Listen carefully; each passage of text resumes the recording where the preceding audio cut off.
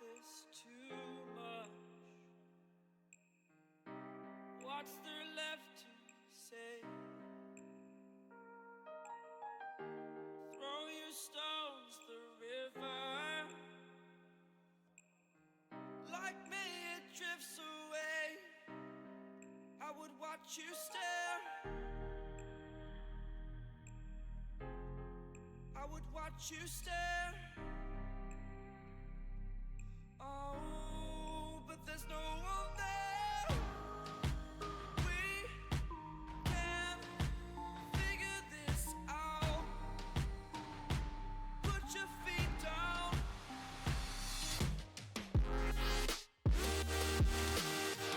We are the lucky ones. Swallow your choice, it's done.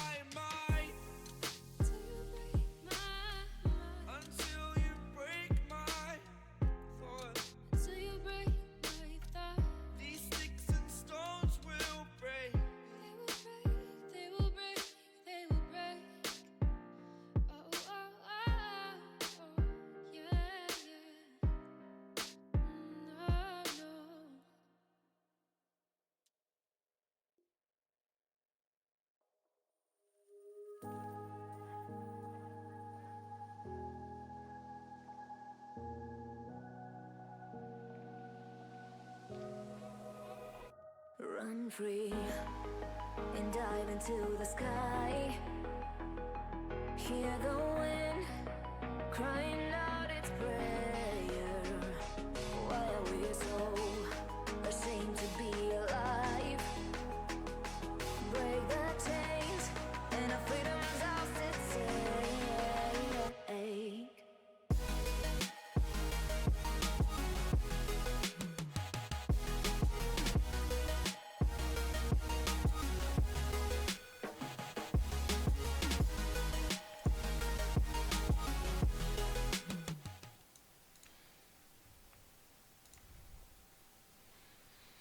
Hi everyone and welcome back to another Telkom Community Shield Cup. I think this is the grand finals if I'm not mistaken. I am Reddit, joining me is Succubus.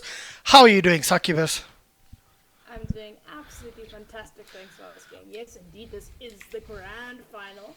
Must be said, both these teams have made it through to the Masters. Veneration already in a spot in the Masters, but more said for Mythic Gaming. They went from 2nd Division to Prem and now to Masters. It's just like their progression throughout this year has been so fast and so quick.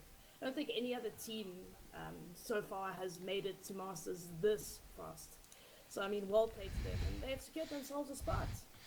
Well, I do think there might be one other team that made it to Masters in a quicker time period from when they were launched. Just saying. Yeah. Just saying. XD. No, I'm joking. I'm joking. Hey! Well, everyone, let's jump actually straight into the draft, into the bans and the initial pick so far, because Darkseer being banned out here as the first ban from Mythic. We haven't seen a lot of Darkseer bans overall in the cup that I've been casting, or the Masters competition so far. Yeah, not at all. I mean, yeah, fair enough. It is quite annoying hero in lane, especially when it gets that lovely soul ring and then it gets 3 iron shells in, one turn and one sitting. It's pretty annoying to farm against, and it kind of, has that escape. It has a huge team fight element, so maybe just something they're not willing to play against this time. Yeah, I know, definitely. And I mean, the Darkseer and the Axe combination, it's that team fight. It's that, trying to disrupt the entire fight, the positioning of the enemy. So maybe Mythic just doesn't want that kind of draft against him, hence also banning out the Axe. Yeah, I mean, you can put the iron shell on the Axe speed kick, skips. And obviously just makes your life a living hell once it gets to blink the blade mail with an iron shell on them as well. It's just absolutely devastating. And also banning out the Axe because they've now picked themselves up a Dazzle, and we all know very well that Axe is the counter to Dazzle. Of course. Hands down. No Shallow Grave, goodbye, thank you sir, come again. So definitely banning out the Axe because of that. But Darkseer, I kind of get it. You don't want the iron shell on the Axe. Yeah. You also don't want to face up against a hero that inevitably kind of just wins lane. Yeah. So it's an annoying thing to play against. And banning out a lot of offlaners here. Darkseer, Axe, Nyx Assassin, it's just like all offlaners so far that they've been banning out. Yeah. Interesting. Veneration decided to go to ban out the Ember Spirit. Quite interesting as well. Ember has received a slight nerf, as well as the Abaddon. Centaur War Runner was actually the first pick, so no Slaughter being picked up here by any of the two teams. Followed up by Keeper of the Light, Juggernaut combo, and then Dazzle once again. You've already taken us through some of the other bans so far, but looking at the draft quickly here, going for that Centaur instead of the Slaughter, and Slaughter still not being banned out after the second phase ban. Do you think Veneration, that's a free pickup for him? No, they could definitely opt to put it in the offlane. It's really, really good. I mean, obviously it stacks up well with, say, a Venge, which also hasn't been banned yet. A roaming Venge and a roaming Slaughter, they can easily pick off heroes, especially when they get to level 6, like Corrosive Haze, into the Wave of Terror, 2 stuns, lucky... And a Juggernaut, And a Juggernaut. So it definitely something in the works, but they decide to pick up the Rubik instead. Makes a lot of sense. There's some nice things to steal already on the field. I mean, there's the all-loving Hoof Stomp, the Stampede. Pretty much everything from Dazzle is good to steal. Whether you want the Shallow Grave or the Poison Touch. Yeah. The Heal Bomb is also pretty nice with the Juggernaut. But it's that weave. That weave is absolutely ridiculous. And there you go with the minus armor. I mean, imagine Juggernaut right-clicking people with weave on them. It's not going to be fun. So already just with those two heroes alone, Rubik has a lot of choices. Also, one of the better supports in this current meta. It really is. I mean, I'm always a fan of a Rubik. Straightforward. I'm always a fan of a Rubik. And I think a Rubik, since back in the days, TR1 days with mid Rubik, during those days, Dandy mid Rubik kind of thing. But Rubik is such a versatile hero. I think he'll always be in the meta in some way or form. Yeah, obviously. I mean, he's got a beautiful, well, not stun, but more of a disabled telekinesis. You can bring someone in, bring Yeah. someone out. It's more of a zoning ability. Yeah, and then the Fate Bolt's nice, does that lovely damage reduction. And then his null field also pretty good. It's that gives his whole team a bit of magic resistance. It's got quite a nice radius as well. But the primary reason why Rubik is picked up is to spell steal, and it goes through the magic communities. I mean, he's got some target spells. If people decide to pick up Lincolns, that he can just pop on them to steal their spells if they do end up getting that.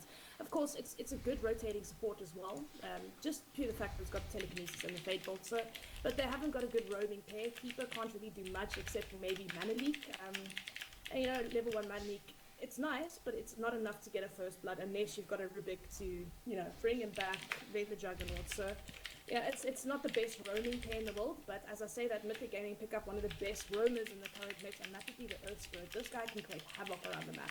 Very good early game rotations from this Earth Spirit. I'm expecting to come out here from Mythic Gaming. Definitely. I'm just quickly going to boost you a little bit. Some of the guys on stream were saying you're a bit soft, and I forgot to change the scene as well. So just give it around 2 minutes. Of course, by the time you guys hear this on stream, let us know what the audio sounds like in regard to Succubus. If she's loud enough, I have boosted her a little bit.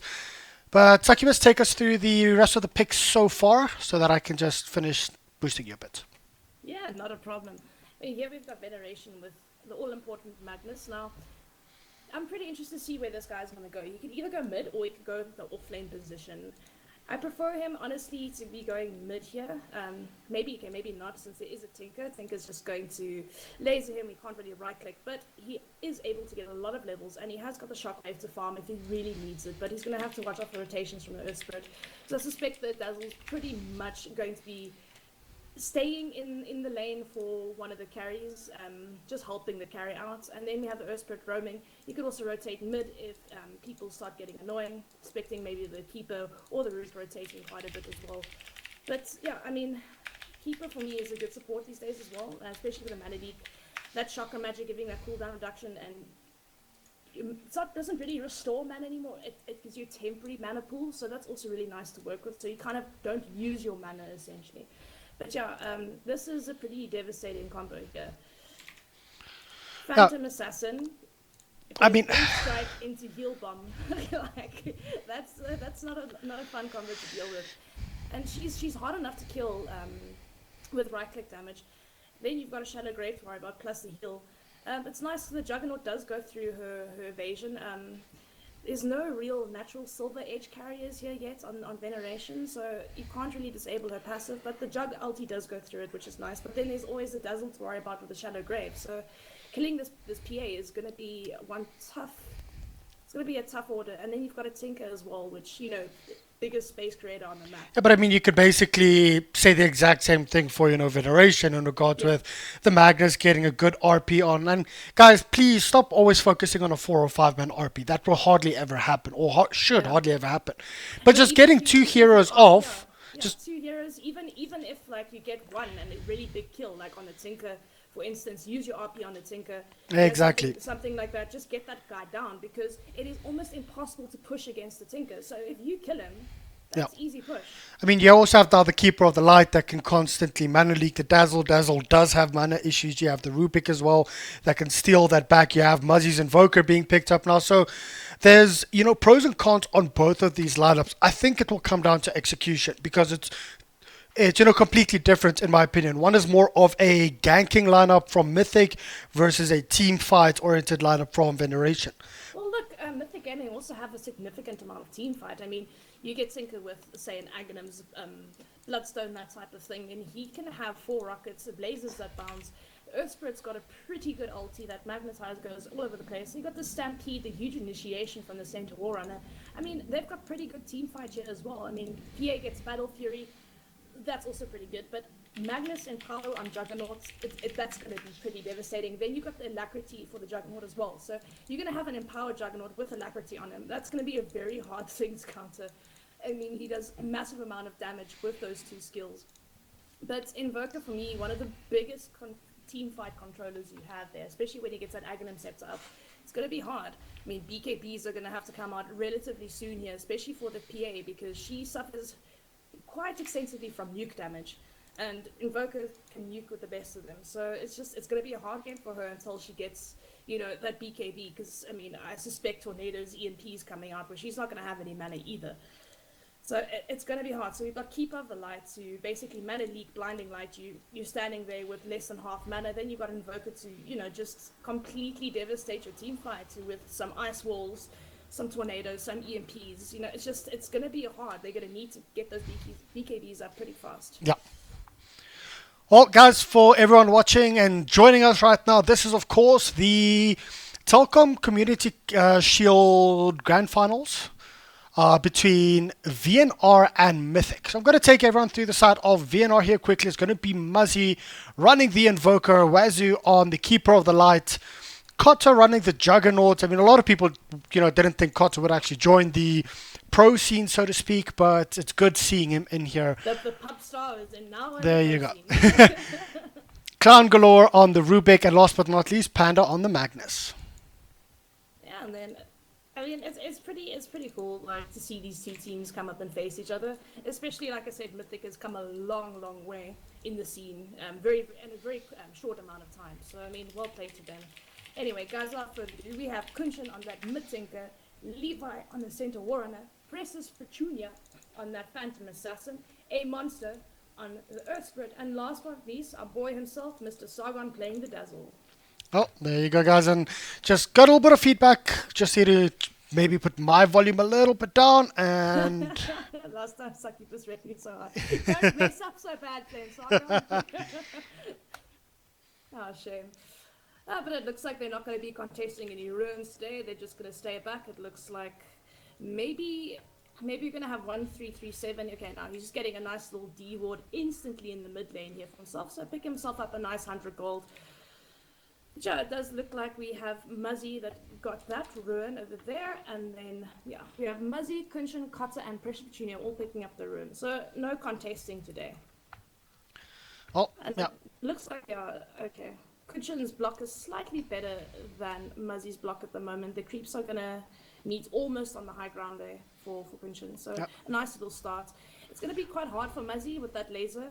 He's gonna miss half of his right clicks, and he is going for that Exort Invoker. So we're gonna see some Sunstrikes hopefully around the map here.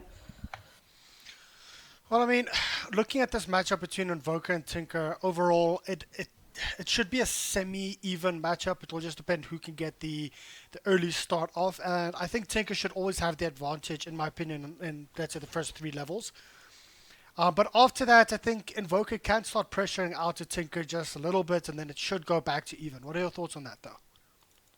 Yeah, I think once he gets a little bit of levels, maybe. But I mean, that laser is pretty damn annoying to start with. Okay, he's even using Sunstrike to farm here because that laser makes him miss literally. Blind miss rate 100%. It's not fun to play against. Yeah, but I mean, it doesn't cost him that much mana either. It's 95 mana per laser. He can just spam it as much as he wants. But I think once he gets a cold snap into Sunstrike, maybe a rotation from the Rubik or something like that. as well as a Forge Spirit, just getting a Forge Spirit up. Yeah, something like that. Then he can maybe take over the lane a little bit, but he's always going to have to worry about that Earth Spirit. The Earth Spirit rotations, it's going to be nasty. Yep. I mean, you've got a nice Boulder Smash into a Silence. It's almost a guaranteed rotation every time with an Earth Spirit. It's such a good roamer. Well, Panda has to be careful here. He does scout out Earth Spirit, so he knows Earth Spirit is there, but yet he's still coming in quite close.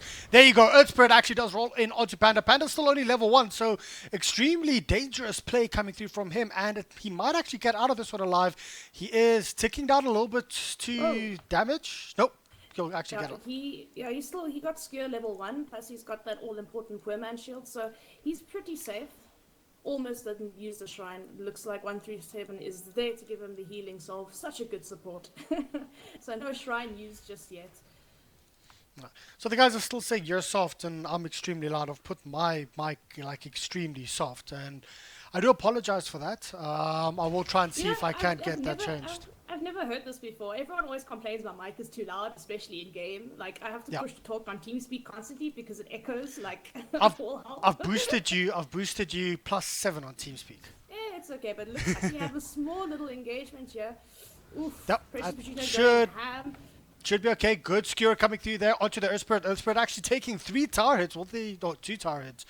Was close, but I think they should be okay here towards the top lane. But running this dual lane will actually give this Magnus a little bit more farm than what he's used to. But I mean, still looking at the Centaur Warrunner on the bottom lane, Yeah, he's sitting getting 6 and more 0. than He's I getting a would- lot. Yeah, I wouldn't expect him to get that much out of this lane, especially since there is a Keeper of the Light here to annoy him. Oh, that's why, okay. No Mana Leak level 1, so... not going to be that all-annoying Kotl that he normally is. I'm very surprised at that. Like, normally, you know, it's one of the biggest things you pick up, like, level 1, is that Mana Leak. It's just damn annoying. The hero can't really do anything. Yeah, and it gives Kotl free reign. I to think Waz has late been game. focusing more on farming in the jungle himself. I think he's stacking as well, so it does make sense. But at least, like, get your level 1 Mana Leak so you can kind of harass the hero out of the lane. You know, like keep him level 1 as long as possible. And I mean, he's getting way too much out of this lane as a Centaur, and that's a dangerous thing to deal with. Yep. Quickly changing my mic volumes once again a little bit.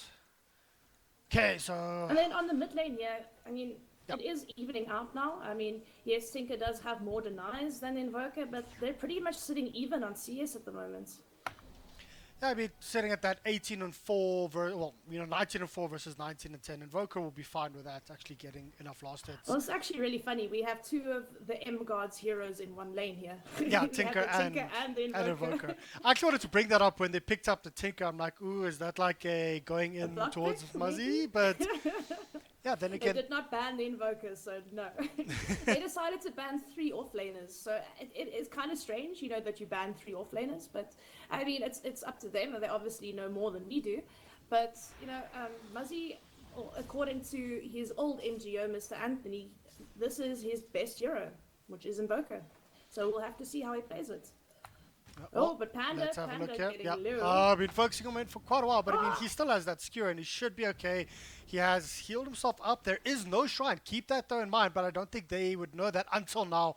They should be able to see that. The rest of the creep waves actually coming in. Panda still taking a significant amount of damage, but here you go, Rubik coming in. Sargon wants it. Yep. Sargon wants that kill, man. He's like, give it to me. Yeah, but I mean, just, you know, pulling the creeps through, very good. Pulling it through to the camps as well, so they should actually be able to farm this up. And Monster doesn't have a lot of mana, so I think they should be okay with this. Yeah, Monster can do the rolling boulder, but that's pretty much it. But for your Panda, almost landing into that heal Well, bomb there you go. They actually do go on to Panda right now. Panda is slowed up here with a poison touch, but the first person to actually die from this might be the first blood. Sargon getting it onto the Rubik. Now they turn around, wanting to go to Panda. There's the rolling boulder. Panda might be in quite a bit of trouble, being slowed up significantly here by the Orb of Venom. He, of course, does have 1 magic stick charge. That did save his life, ending up with 35 HP, nearly getting a double kill, Sargon. Yeah, beautiful stat items early game. Well, okay, not stats, I mean, but Magic Sticks do save lives. They really, really do. Just as demonstrated. Also, that poor man shield blocking a lot of right click for him as well. So, but there we go. Now he's going to get that full Magic Six, some nice early game stats, as well as a pair of booties. So he should be a-okay in this offlane, but also now sitting at level 4, where his counterpart is sitting almost at level 5. So Centaur Warrunner definitely having a much better time in the offlane. Whereas the Mythic supports are actually giving Magnus quite a hard time and forcing the Rubik to keep rotating for him. So not ideal. They could have maybe potentially done more against Levi's Centaur if the Rubik could possibly stay in this lane. And Kotl, for all intents and purposes, is literally staying in the jungle. So it looks like he is just farming up already, sitting with 1,200 gold. Do you think he goes for a Midas? Oh, Because you're not buying anything else. I mean, Midas, of course, has been nerfed in regards to the XP boost, but the gold's still there, and Gold's it's still- still... it's not actually that much. It's still 1.75 XP from I think Hold it was on 2. quickly. That note, there's a smoke rotation coming through here onto Muzzy, of course. But Muzzy, he should actually be able to get out of this one alive. Oh, no, wait. That's an Invis run up on the Earth Spirit with a smoke on the Dazzle. Do they actually decide to go on? And they do drop the Sentry Ward. But unfortunately, the positioning, Muzzy just had a sneaky tingling sensation backing all the way up for some reason. So behind here while the rest of his creeps were there. So To be honest, it would have been Map a hard packs. kill. Map It would have packs been a a lot. hard kill anyway, since he has got a full-blown magic stick as well as those infused raindrops. So it would be a very hard kill to make anyway. A monster getting somewhat aggressive here. Okay, so just literally just annoying him, but I don't think they'll be able to do much here, since, as I said, those And huge range and it drops. doesn't really help that much if you like spam out the Invoker due to Quaz because he's just Yeah. going to regen it back. Yeah, he pretty much is going to regen it back. Plus, he has some levels in Wex and everything available, so he can also opt to Ghost Walk out of this gank. That's why they have the Sentry on top of the high ground here. Oof, but I wonder if those are going to get immediately dewarded, since the Kotel just put down an Observer right next to Mythic's Sentry and Observer. So this is not a good thing.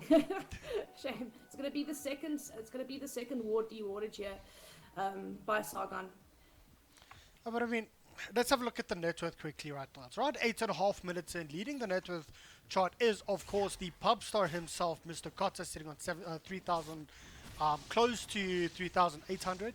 He's actually doing okay up against the Centaur Warrunner, and Centaur is not the easiest here to actually lane up against, but Centaur has to be careful because if there's no creeps here, the ulti comes through! But unfortunately, Earth Spirit actually manages to take a bounce here, but Kotza does manage to actually get the kill. Now they want to turn around, they want to go for more. Kotza might be in a lot of trouble. He's not in a lot of trouble. He's actually going in for more kills. He might get a double kill for himself here. No, it's actually Wazo getting a double kill with Kotza Carry only the Coddle. single. Carry Coddle. Carry No, Coddle, and what's his Carry item Coddle, actually yeah. going to be? Oh, he actually went for Okay, Tranquils. he went for the Tranquils. Okay, I thought he might go for a quick Midas, to be honest, since he had like quite a bit of. Do you see what difference the mana drain makes? Yep. See what difference the mana drain Levy makes. might be in a lot of trouble Yeah, once he's in a again. lot The of trouble. spin, The diver. and there you go. He literally just respawned and died. So I mean, mana leak is so strong, especially to low level heroes, because the mana pool isn't that massive in the beginning. So mana leak at level 1 is absolutely ridiculous, and obviously like it stacks up so well with Carter's Blade Dance, well, Blade Fury. So yeah, I don't understand why they didn't do that earlier, but yeah, good 3 now 4 kills going the way of yeah. They should make a ballerina skin for Juggernaut No man. with him I think- spinning I think- around. Sorry, I literally Juggernaut just thought of has that enough because you sense. called it Blade Dance. Oh wow. Question. What the? Sunstrike into Fade Bolt. He almost died. He walked away with 50 HP there. Wow. Yeah, not enough levels into that exort just yet. So not doing that as much. Picking up damage 2 as levels it should. in Wex. Why is that? Probably for more spell options as well. If he needs to get away, because he was getting harassed quite a bit mid, so maybe some ice walls or tornado or Yes, even yes, a yes, ghost walk available. But I'm something talking like about that. 2 levels up in Wex. Why would you put 2 levels up in Wex instead of just a single one? I'm not sure, to be honest. It's actually something that, I would actually want to ask Muzzy, because I've seen quite a few people doing this, and then actually leveling it even. We saw that as well last week when we were casting. Yeah. People going like nearly Look, I think- full Quas I Wex and think- Jort even boards across the board. I think it does give them more options as what spells they can do. Also, maybe strengthening some spells that are good for Well, it's not early really game fights. in regards with what spells, because the spells will be the same regardless of the Yeah, level, but I but mean, it's they duration will- maybe. Yeah, maybe the duration as well. Yeah, maybe it just broadens up a more versatile invoker. He can do more in team fights earlier. Cool. Well, on that note, quickly, net worth currently sitting on 5,300 in the lead here for Mr. Cotter, as we were mentioning before. After that, nearly 1,000, roughly around 900 behind him is a Phantom Assassin. But keep in mind, PA is one of those heroes. Oh, we might actually see an engagement coming through here. TP coming in here by Sargon. Sargon might be in a lot of trouble. He does not have Shallow Grave, so he might actually just drop. No, Panda is in a lot of trouble himself. He actually goes all the way out. There is the ultimate coming through from the Centaur Warrunner. That's right. Trying to chase onto the Rubik. So currently no one has died, but this will be the end of Rubik, of course. There is no hoof stomp. There is no hoof stomp. He could have actually started to TP. He would have been able to make it out of that one alive. He's still alive. He's, of course, going to die from this. And Sargon, the person that they actually initiated on, that they went on, is the only person to get a kill out of all of that.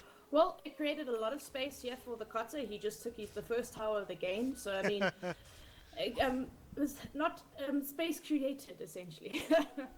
Yeah, chase me all you want. I'm taking your tower. It's fine. So I think that's actually worth it. A support kill for a tower. It's definitely worth it. It made 4 heroes rotate to try kill him. So I mean, definitely good plays here by 1337. Even though he did take the fall for it, but I mean, still, you get a tower out of it. It's always worth it.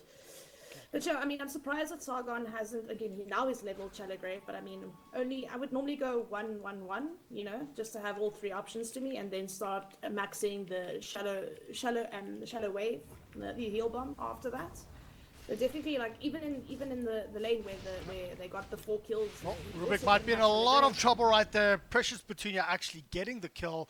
Keep in mind, there's Phantom Assassin is 110. Sorry to interrupt you. 110 gold away from his Deso. Yeah, it's a pretty early Destinator, so I mean, it's gonna stack up nicely when Sargon does get to level 6, obviously with that weave. If he gets that on the entire enemy team, that should be easy pickings for this PA with the Deso. So I mean, a lot of armor reduction here for them. I mean, PA, we all know how crazy PA can get with just 1 or 2 lucky crits coming through. But do you see this? I mean, having an untouched PA, in my opinion, is a lot worse than having an untouched Juggernaut. On that note, Yeah, though, they do definitely. actually decide to go and turn around onto the Magnus, but he will get out of that with the support coming in from the Rubik.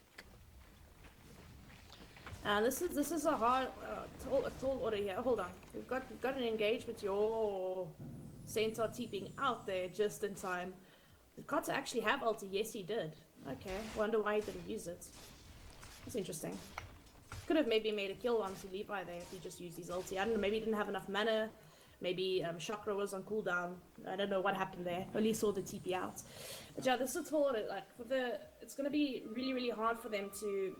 If the Tinker's alive now with the max march of the machines, it's gonna be really hard for them to push any other towers at the moment. Yep. Keep in mind, there is no Blink Dagger up yet on the Magnus. No, And there is Magnus. Oh, there's the Desolator up. Well, Magnus isn't that far away from his blink, about 500 gold away. As long as he doesn't die now in the next couple of minutes, he should have it in, I would say, about 2 minutes from now. Ooh, It is Levi quite might be in a lot of trouble right now. There's a spin coming through here from Kotta, of course. And quite interesting. Once again, Kotta just could have Omni-slashed him straight away. Instead of first going for the Blade Fury, getting the kill, getting out, using the Blade Fury to be able to TP himself out. But Well, he pays for his life with that mistake. Wazoo now Yep. is going to go next. full 5-man rotation coming through here from the side of Mythic. So very well played. Good rotations. However, it does open top lane up just a little bit. And mid. And mid. So yeah, Muzzy does have a full hand of Midas up going in for a Yule Scepter. So are we going to see the old school Yule Scepter into Definitely Oh, Blast, Oh, yeah. Old school Sunstrike, pick off- and yeah. Meteor combo? It's a very good combo, and it works, and it has worked for years, and it still works. And it's today. actually enough burst damage to take care of a Phantom Assassin.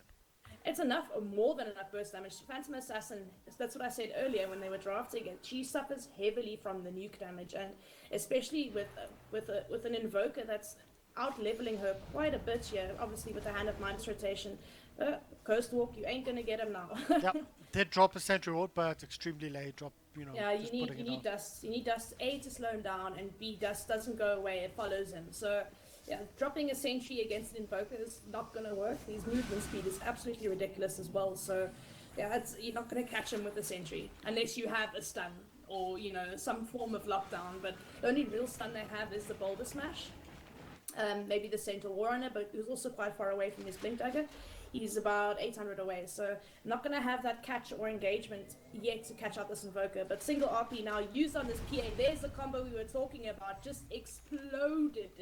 Yeah, I literally caught like the last 0.1 second of that as I was cycling through the heroes.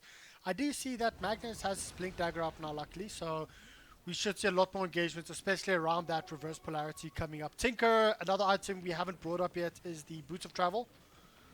Yeah, and he's almost got that Blink Dagger now. Ooh. Okay. Koto being cheeky behind the tower. Actually a very brave Omni Slash since there was a full creep wave, but his RNG was with him. It didn't bounce on any of the creeps, it went straight onto that poor Earth Spirit. So, and they did catch themselves a mid tower for that as well. Oh, let's have a look here. We do see a couple of TPs coming in here from Sargon. Do we see any smokes up on any of the two teams at this point? Earth Spirit, no smoke Rubik, dagger yes. just yet. 1337 does have a smoke on him. He's sitting at North 3 and North, so not having the best time as a Rubik, but he does have his level 7 up, so I mean, he can start stealing some nice little spells now. Also going in towards that Glimmer Cape for him. I do like that item, especially up against the TA, up against the likes of a Tinker. They can also always come in And this top tower is about to fall, 128 damage done to it, so is in deny range. I'm actually very surprised since there is a Tinker on the map. We do have a Centaur. They should not be taking towers this early and this fast with this lineup. Here's a smoke rotation coming through here from the side of Mythic. They are wrapping around here, going in towards the jungle. They will actually scout it out. Sorry, I had a quick cough there. And there you go, jumping straight, getting a crit onto the Rubik. Rubik taking quite a bit of damage and just blowing up instantly, as well as the Keeper of the Night. As soon as I started speaking, I swallowed and went down the wrong hole. He So got excuse me. he got almost like a 700 crit on this poor guy. Ooh, Panda in a bit of trouble here. Yeah, he's gonna go down fairly quickly. Not even double edge was needed there. Kuntrin came in with just a nice little rocket and laser. But yeah, I mean these Mythic RNGs, flexing their muscles here quite significantly.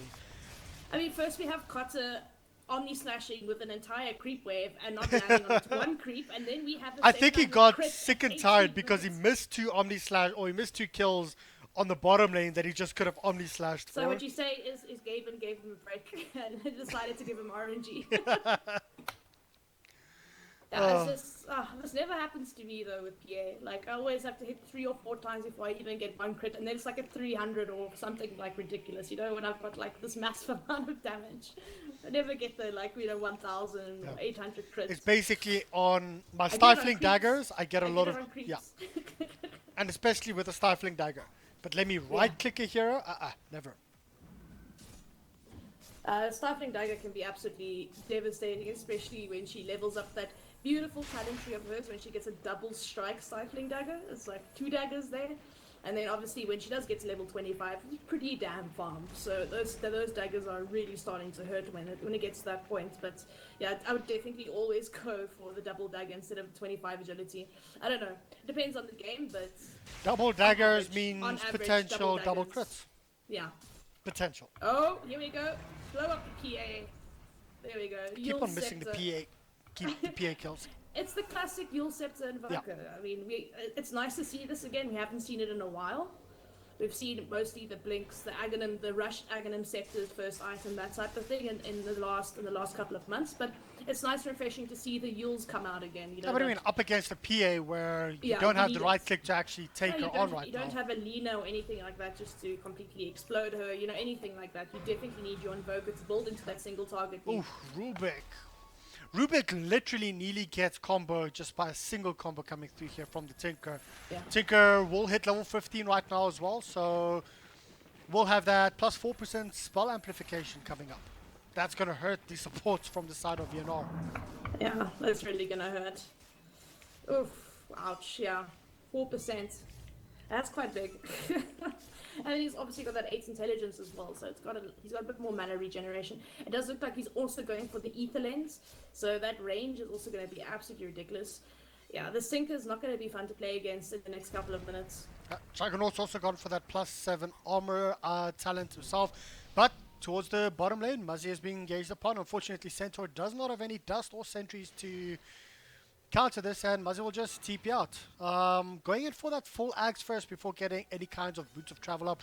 Do you agree with that, or do you say, well, since Tinker's gone boots of travel, he should also go boots of travel early on to try and counter the split push?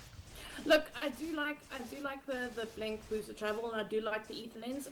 It allows him to stay well out of the fight. Also, the Invoker, you know, can get some Magnus once he has that. Well, he's got the blink, and he's going for the Shadow Blade next. Probably going for a Silver Edge after that to cancel out the PA's passive, the blur. So I mean, it's yeah, I do like the build, and he can farm pretty rapidly on the Tinker, so definitely not a bad thing. I mean, if he goes for his Bloodstone into Ags next, I mean, they can still get it at a decent timing. I mean, this is only 21 minutes in. Yes, but and we on the have, Invoker, though, do you go for the axe before the boots of travel? Because you want to try and counter the Tinker, maybe.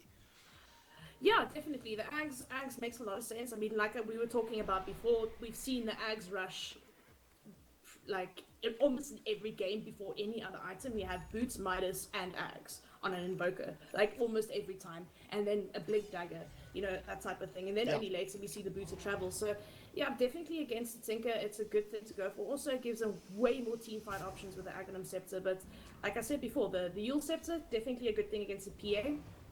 And then obviously the Juggernaut going as you mentioned before, for that +7 armor.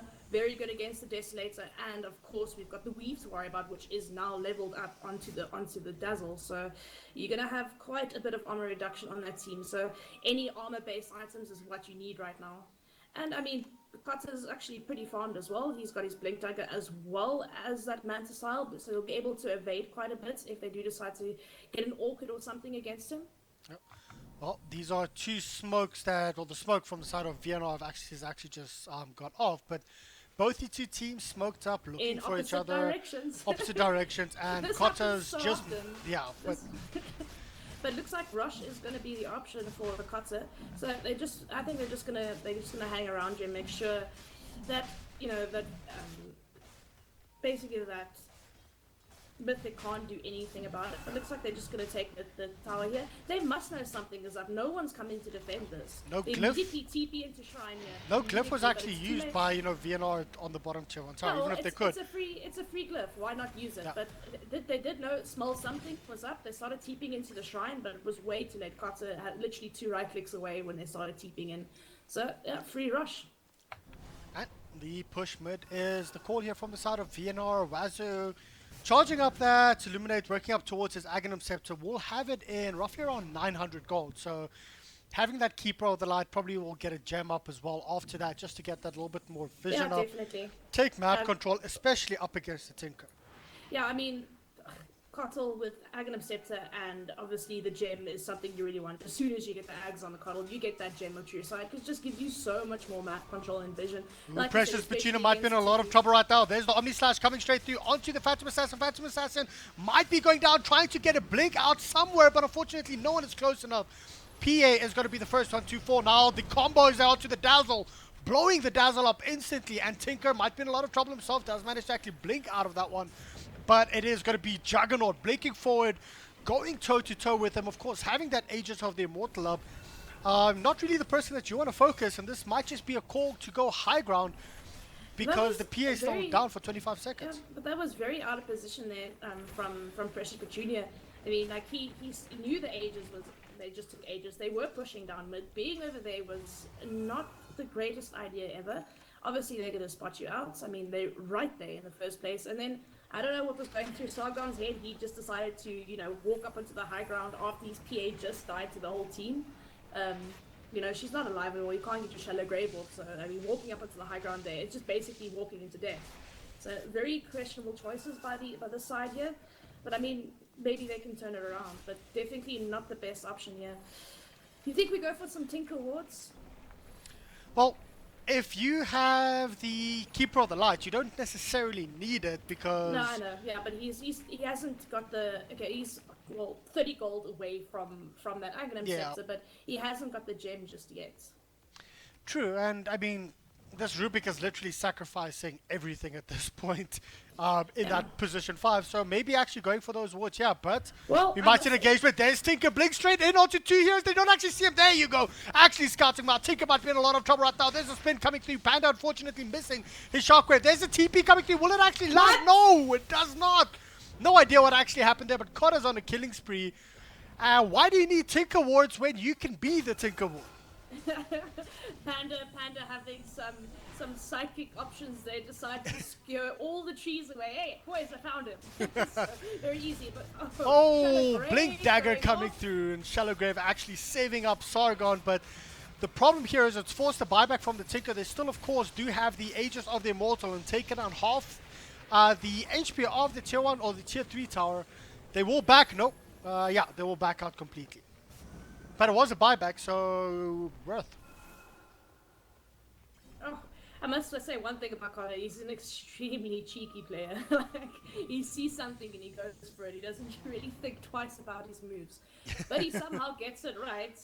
Sometimes he gets caught out. But I mean, this game so far, it's been working out for him. And we do have another smoke up here on the Rubik as well. On 1327 as well as Wazoo. Do they wait for someone to come in? They do not have a tier 3 tower yet, so they can't take that shrine. But maybe they force out a rotation from the side of Mythic. But I mean, Mythic also doesn't have any wards there, so they don't know that the team is there, unfortunately. They've got one ward on the high ground here. That's about it. In my opinion, though, the big problem here is coming in with the engagement. I think Mythic is not finding any engagements of their own, and VNR is sort of outplaying them a little bit because Ah, of course they are. I mean, they're they're getting the engage off, they're getting the catch off, they're getting the jump off, and every time that means they're literally playing from behind. But here we go, actually going in onto Precious Petunia. Well, Precious Petunia going in onto Clown Galore. 1337. Yeah, I'm gonna call him Clown Galore. Change your name, damn it. Getting that kill, and this should open up a little bit more space for the side of Mythic. And Okay, do you think that if I was she them, should've- smoke up now. Do you think Precious Petunia made the wrong decision here with the Manta first? Yes, I would have gone honestly, BKB. Yeah, I honestly think BKB as well. Like, I fully agree with you there because, I mean, the amount of times that he's just been used and blown up by this Invoker, you know, is kind of countless. And he can't just jump in and do whatever he wants in a Ooh, fight. Mass because of TP's here the- towards the bottom lane. Let's actually have a look if the side of Mythic can actually do anything. Unfortunately, Stay in the Wazoo trees. might be in a lot of Stay in trouble. the trees. There's the jump coming in. However, the blinding light is actually used, but straight away, Precious Petunia using that Manta style and actually getting out of that. They do only manage to get the one kill at this point, and they're still trying to find more. But there you go, RP onto two heroes, and there's the Skewer coming through as well. And unfortunately, so much damage is coming through. Pressure Petunia might be in a lot of trouble. The Skewer actually missing there towards the backline. Magnetize is also being thrown. Still only one hero has dropped. They're busy chasing Precious Petunia. He still might be in a lot of trouble. Juggernaut does blink forward, and they do manage to get the kill with the Skewer up on the Magnus. That's two heroes down. They might actually decide to turn for more Earth Spirit. Might be in a lot of trouble. These Forge Spirits are just doing so much damage and trying to get the kill steal. Magnus, unfortunately, they don't actually manage to get the kill, but Magnus might be in a lot of trouble himself. Cotter does get the double kill, and they are pushing for more. They've, of course, used this shrine coming up there. Juggernaut getting... No, that was actually Muzzy getting that kill. That's 4 heroes down in exchange for Forge 1. Spirit, the Forge Spirit got the last hit on that. But I must say, all that's being said, it was very lucky. From Wazoo, he actually just bought a gem and it was on the way to him with the courier and they killed him just before he got it. So luckily gem did not drop. It's still in the courier. It's still safe. That was like the only lucky thing that happened there for them. But yeah, definitely very, very messy team fights. I mean, we did have Muzzy and Cotter stay in the trees for quite a while, like, you know, just in case something happened. But then the rest of the team rotated down. Beautiful rotations come out, and they VNR lead played that killed well, 4 though. heroes. Yeah, VNR did play that very well. So did Mythic, but I mean they kind of, you know, spread out. I mean, yeah, I mean the Earth Spirit got away from like the skin of his teeth there, got to the shrine just in time. Tinker unfortunately rotating just at the wrong time. Wasn't able to follow up and do much, but maybe tried to disengage. But as we said before, I mean Cotter went straight for Levi, got the double kill off. So yeah, there's not much they can do Precious there. Petunia jumping straight in onto the Invoker. Will he actually be able to get the kill? Invoker does not have... Well, there you go. Ghost Walk will actually come off, but Panda might be there as well. They actually do want to try and go for some kind of counter maneuver here. A whole lot of guys coming in, actually, but there's the blinding light coming through. Unfortunately, Magnus missing up his skewer completely, and the first person to drop will actually be this Rubik. However, the flank is coming in. Muzzy sitting on very low HP. He has to be careful not to go in too close. Well, he And has to watch Cotter. out because he has got that gem of true sight as There well. you go. Cotter actually does blink in forward, gets the Omni Slash, but the blink coming through here from the Phantom Assassin as well as the blinding light and the shallow grave, but he might actually drop from this. He's being mana leaked up as much as possible. Well, pretty much by a lot, but there you go. Cotter actually getting that last hit, and the gem is still on the ground. They actually might want to go for more. There's the reverse polarity coming through onto 2 heroes. There's the deafening blast as well as the meteor being dropped. There's a triple kill coming through from Cotter. Now they actually want to go for more. Ultra kill here on Cotter. Oof, that ulti, the beautiful magnetize, unfortunately just a little bit too late. And of course the healing ward dropped at the last second, so they're just going to regen everything up. They kind of leaving the gem there. I think the Rubik might go and pick it up, hopefully. They literally like walked around it like twice. Yeah, I think maybe the Rax is slightly more important now that 4 heroes They were are standing in on fact top there. of the freaking gem. Pick it up. This is like, let's just go Rax, boys. Hopefully the Coddle's going to respawn in about 4 seconds, so I'm pretty sure that, I mean, since he bought the item, it's 900 gold for him. Pretty sure he's going to go try and pick it up, but definitely worth, I think, just getting the Rax here, going as quick as possible. Well, this is the first lane of Rax falling for the side of VNR. Looking at the net worth, sitting around 20,000. in favor of Veneration. They did not have the best start to the game, but they've just brought it back bit by bit, taking the better team fights. And we spoke about Yeah, this. to be honest, I'm kind of surprised at this as well. For it to be going this well, especially since you have something like a Centaur, a Tinker, and a brilliant Roma who just didn't accomplish anything early game. I mean, the Earth Spirit, I don't think he made one rotation where that was actually made a kill from it, which is very surprising to me. You know what I mean? The problem comes in is with the lockdown. They literally have one hero with a dedicated lockdown. With an actual reliable stun, definitely. But I mean, Earth Spirit generally makes beautiful rotations in conjunction with the nuke damage of Tinker. Should have been kills made a lot easier, and especially with Dazzle going for that poison touch first, with the PA, everything, they should have made kill after kill after kill with those hero combinations. And the PA had a very good early game, had an insanely good start. Still struggling to get that BKB up, 500 gold away. I think PA will probably need to buy that out. This gem is annoying me. It's still there. Oh, Kara busy chasing up the Phantom Assassin, trying to run away. There you go, actually does get cold snapped up and killed. Blown up. Phantom Assassin does not have buyback, 300 needed. This might actually just be good game, 60 seconds. This might be. Does she actually have any buyback? Let's go look here. 300 no, needed. She does not. Oh my word, that sucks. 200 gold needed to buy back. Oh, that feels bad, man. But yeah, I mean, this Connor now just picked himself up a butterfly. So, I mean, not only has he got MKB, so his right clicks go against the PA. He's now... Well, there's the ulti coming through here by the Centaur War Runner. Unfortunately, Centaur falling back all the way back, and ulti being stolen here by the Rubik. I mean, this Rubik, we haven't actually been talking a lot about the Rubik, but Rubik's actually... He hasn't been able to really steal things that are that significant. Yeah. What he has been able to get off every fight is a telekinesis or two, maybe Glimmer Cape up a carry, and obviously that Fade Bolt, which reduces their damage. So, but as regards to stealing some really good spells, he hasn't really been able to do all too much about that. Mazi just coming in, getting combo after combo, getting kill after kill. Kara wanting to go for more. He actually does spin away, of course. He does still have Aegis, so he can go in. But this is a full second lane of Rax destroyed. They might just move toward the bottom side. PA is back, however, so they do have to be careful, especially up here on the supports. And PA just trying to make sure that she has buyback. Nope. They actually do manage to get a very good stomp off here onto two heroes. Can they do anything further from this? Earth Spirit does manage to get two heroes down. But there you go. 3-man RP. Connor's beyond godlike. All of a sudden coming through.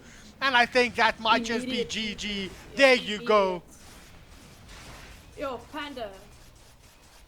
That's something you actually rarely see, especially in this level of Dota, is to get like a 3 or 4-man RP. You normally are able to catch 1 or 2. But that was beautiful. Absolutely beautiful. Yeah, I mean, Mythic just getting completely outplayed here. Completely. Well, the early game going, of course, to the side of Mythic, but VNR played their playstyle a lot better. I honestly don't think that much of the early game went to Mythic. I mean, in the mid they were pretty much even. Petunia was getting about the same amount as a Juggernaut. Juggernaut was actually getting more out of his lane. Yeah. The off lane, yes, goes to Levi. He definitely won his off lane a little bit better than Panda did, but Panda just kept getting harassed as well. But definitely the early game rotations. I mean, we have a farming sport in the jungle in the form of a Kotl. I mean, Rubik. Yeah, but okay, we can. I mean, you can bring that up, but to say that the lineup of Mythic can do more when they are on an even farm footing than the side of VNR. So, when I do say that they had the early game, it means they had even farm. They could rotate. They could gank. That was their lineup. They should have done that. Monster and Sargon just couldn't get a kill anyway. I mean, with the Earth Spirit, you need to make those early game rotations. That's what he's picked up for. I mean, he's so good at early game rotations. And just to not get any kills with him whatsoever in the early game, in the first 20 minutes, it's kind of sad. Hey, Sargon got a double kill early on. Yeah, he did. No, it was Wazoo. It wasn't Wazoo. I think it might have been Waz. Yeah. No. I think it was Wazoo because Kotze got 4 heroes. They killed 4 heroes. Kotze got 2 and Wazoo got 2. Oh well, guys. On that note, Veneration extremely well played. They played their game style and they forced Mythic to, well, not really play theirs. Game number 2 will be coming up. Can Mythic take game number 2? What do you think? Yeah, I think so. If they play their drafts properly and maybe rotate a bit better. I think they focused too much on zoning out Panda in the off lane that they forgot completely about, say, Muzzy and Cotter. They could have made kills and rotations on the heroes that were actually kind of getting out of control on the side of Veneration. Whereas, a Magnus, Joshua, a quick blink dagger is not a nice thing to worry. It's a hard thing.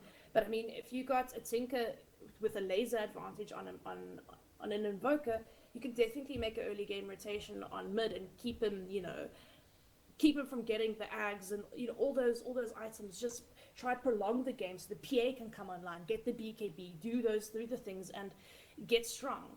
Because I mean, it's no offense, but I mean, like a Juggernaut can fight a lot earlier than a PA and have way more impact on the game than a PA earlier. Whereas PA needs a little bit of time to come online. And if they could just slow down the progression of the Jug and the Invoker, they maybe could have had a better chance here. But also going for the Manta style instead of the BKB first on Precious Petunia was also kind of a bit of a mistake for me. Yeah, he just kept getting blown up. Well, guys, on that note, stay tuned for game number 2. I'm Reddit, of course. Joining me was Succubus. Extremely well played to both teams during game 1. Let's see if Mythic can bring it back and force it to a game 3. Stay tuned. We'll be back shortly.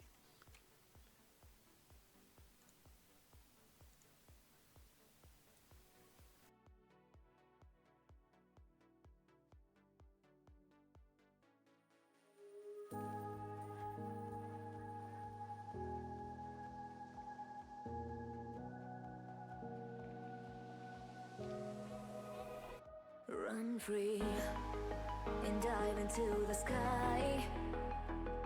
Hear the wind crying out its prayer.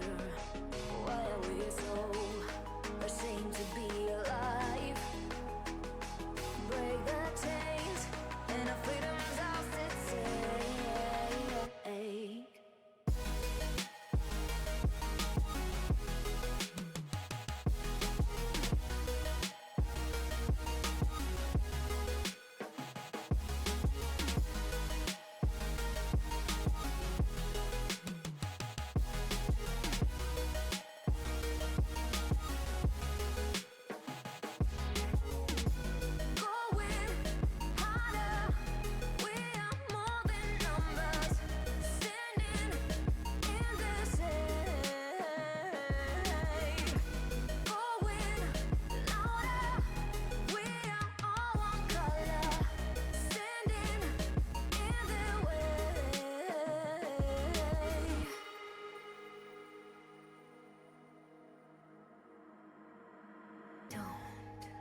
Look behind your back.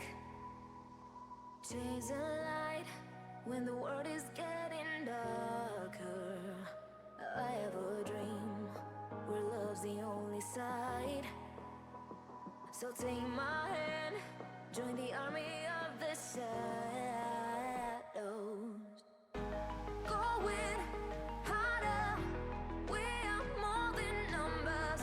Standing in the shade. Going louder, we are all one color. Standing in the way.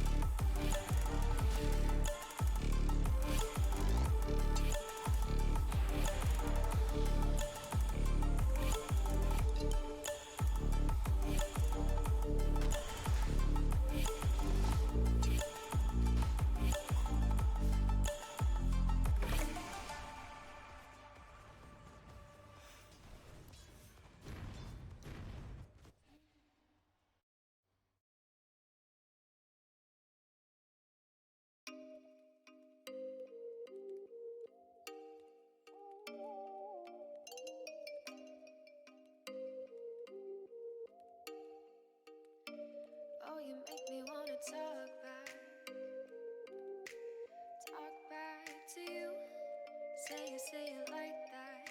If I hate you, then find someone new. Baby, but you know I never will. No, so I choke you down just like a pill.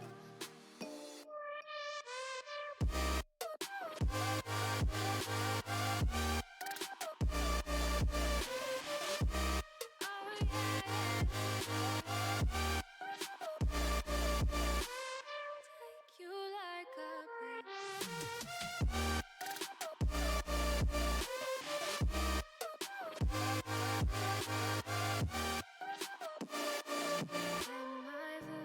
Then I fill you like a pill to get my fill.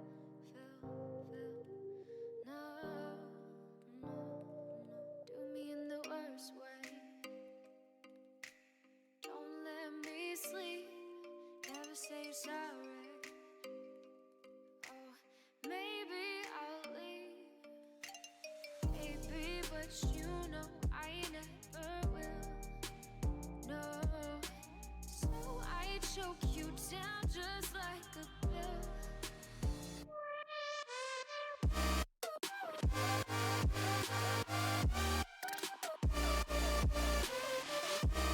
Oh yeah.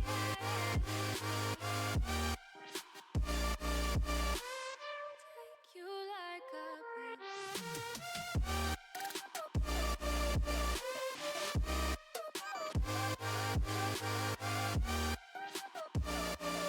Get my fill.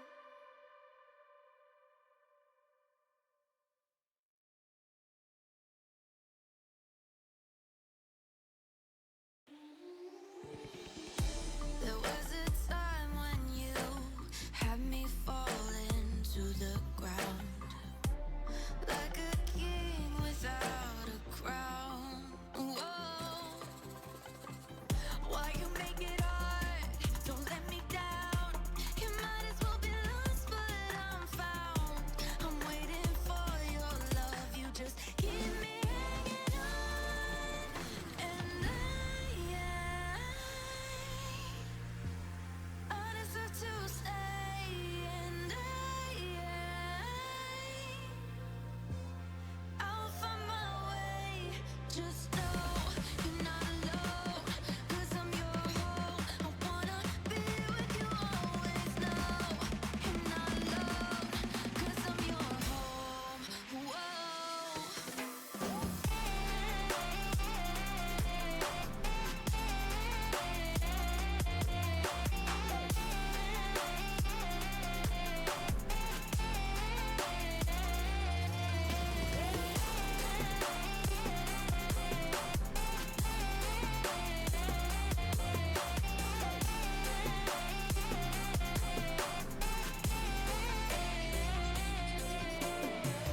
In the dark we fight. You take the wrong and you make it right. Like a firefly, you're glowing at night. So don't make it hard, don't let me go. I wanna hold you tight when you're cold. I'm waiting for your love. You just keep me hanging on.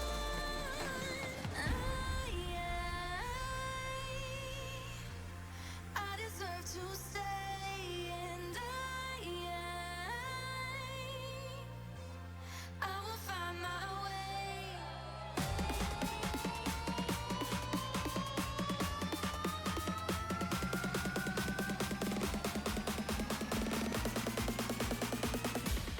I will find my way.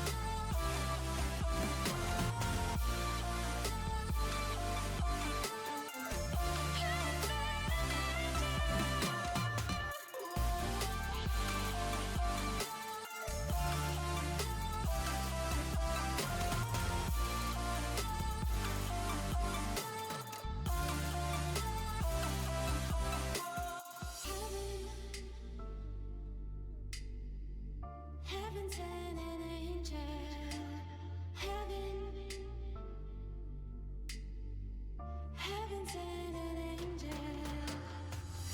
Never give up hope. I always believed there was someone out there to fill the hole inside of me. I'm looking for love, calling on hate above. You must have heard my song, 'cause heaven sent an angel.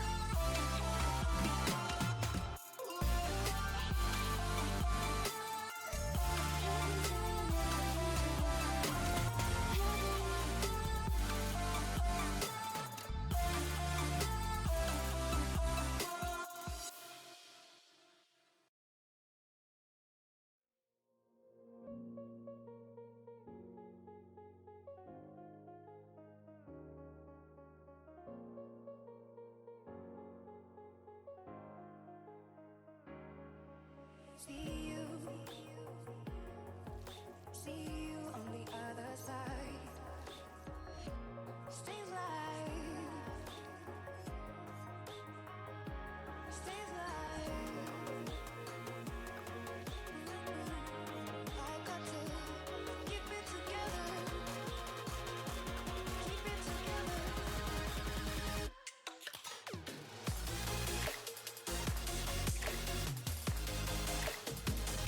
Keep it together. Keep it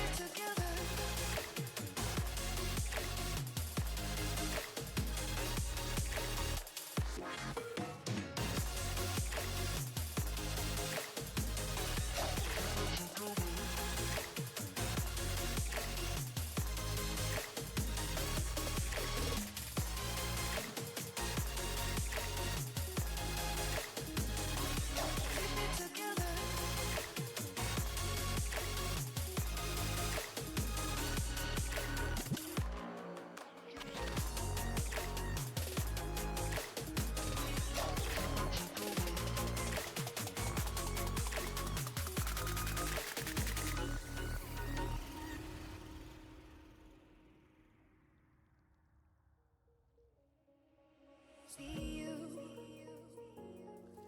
See you on the other side. Stays light, stays light. I got to keep it together, keep it together.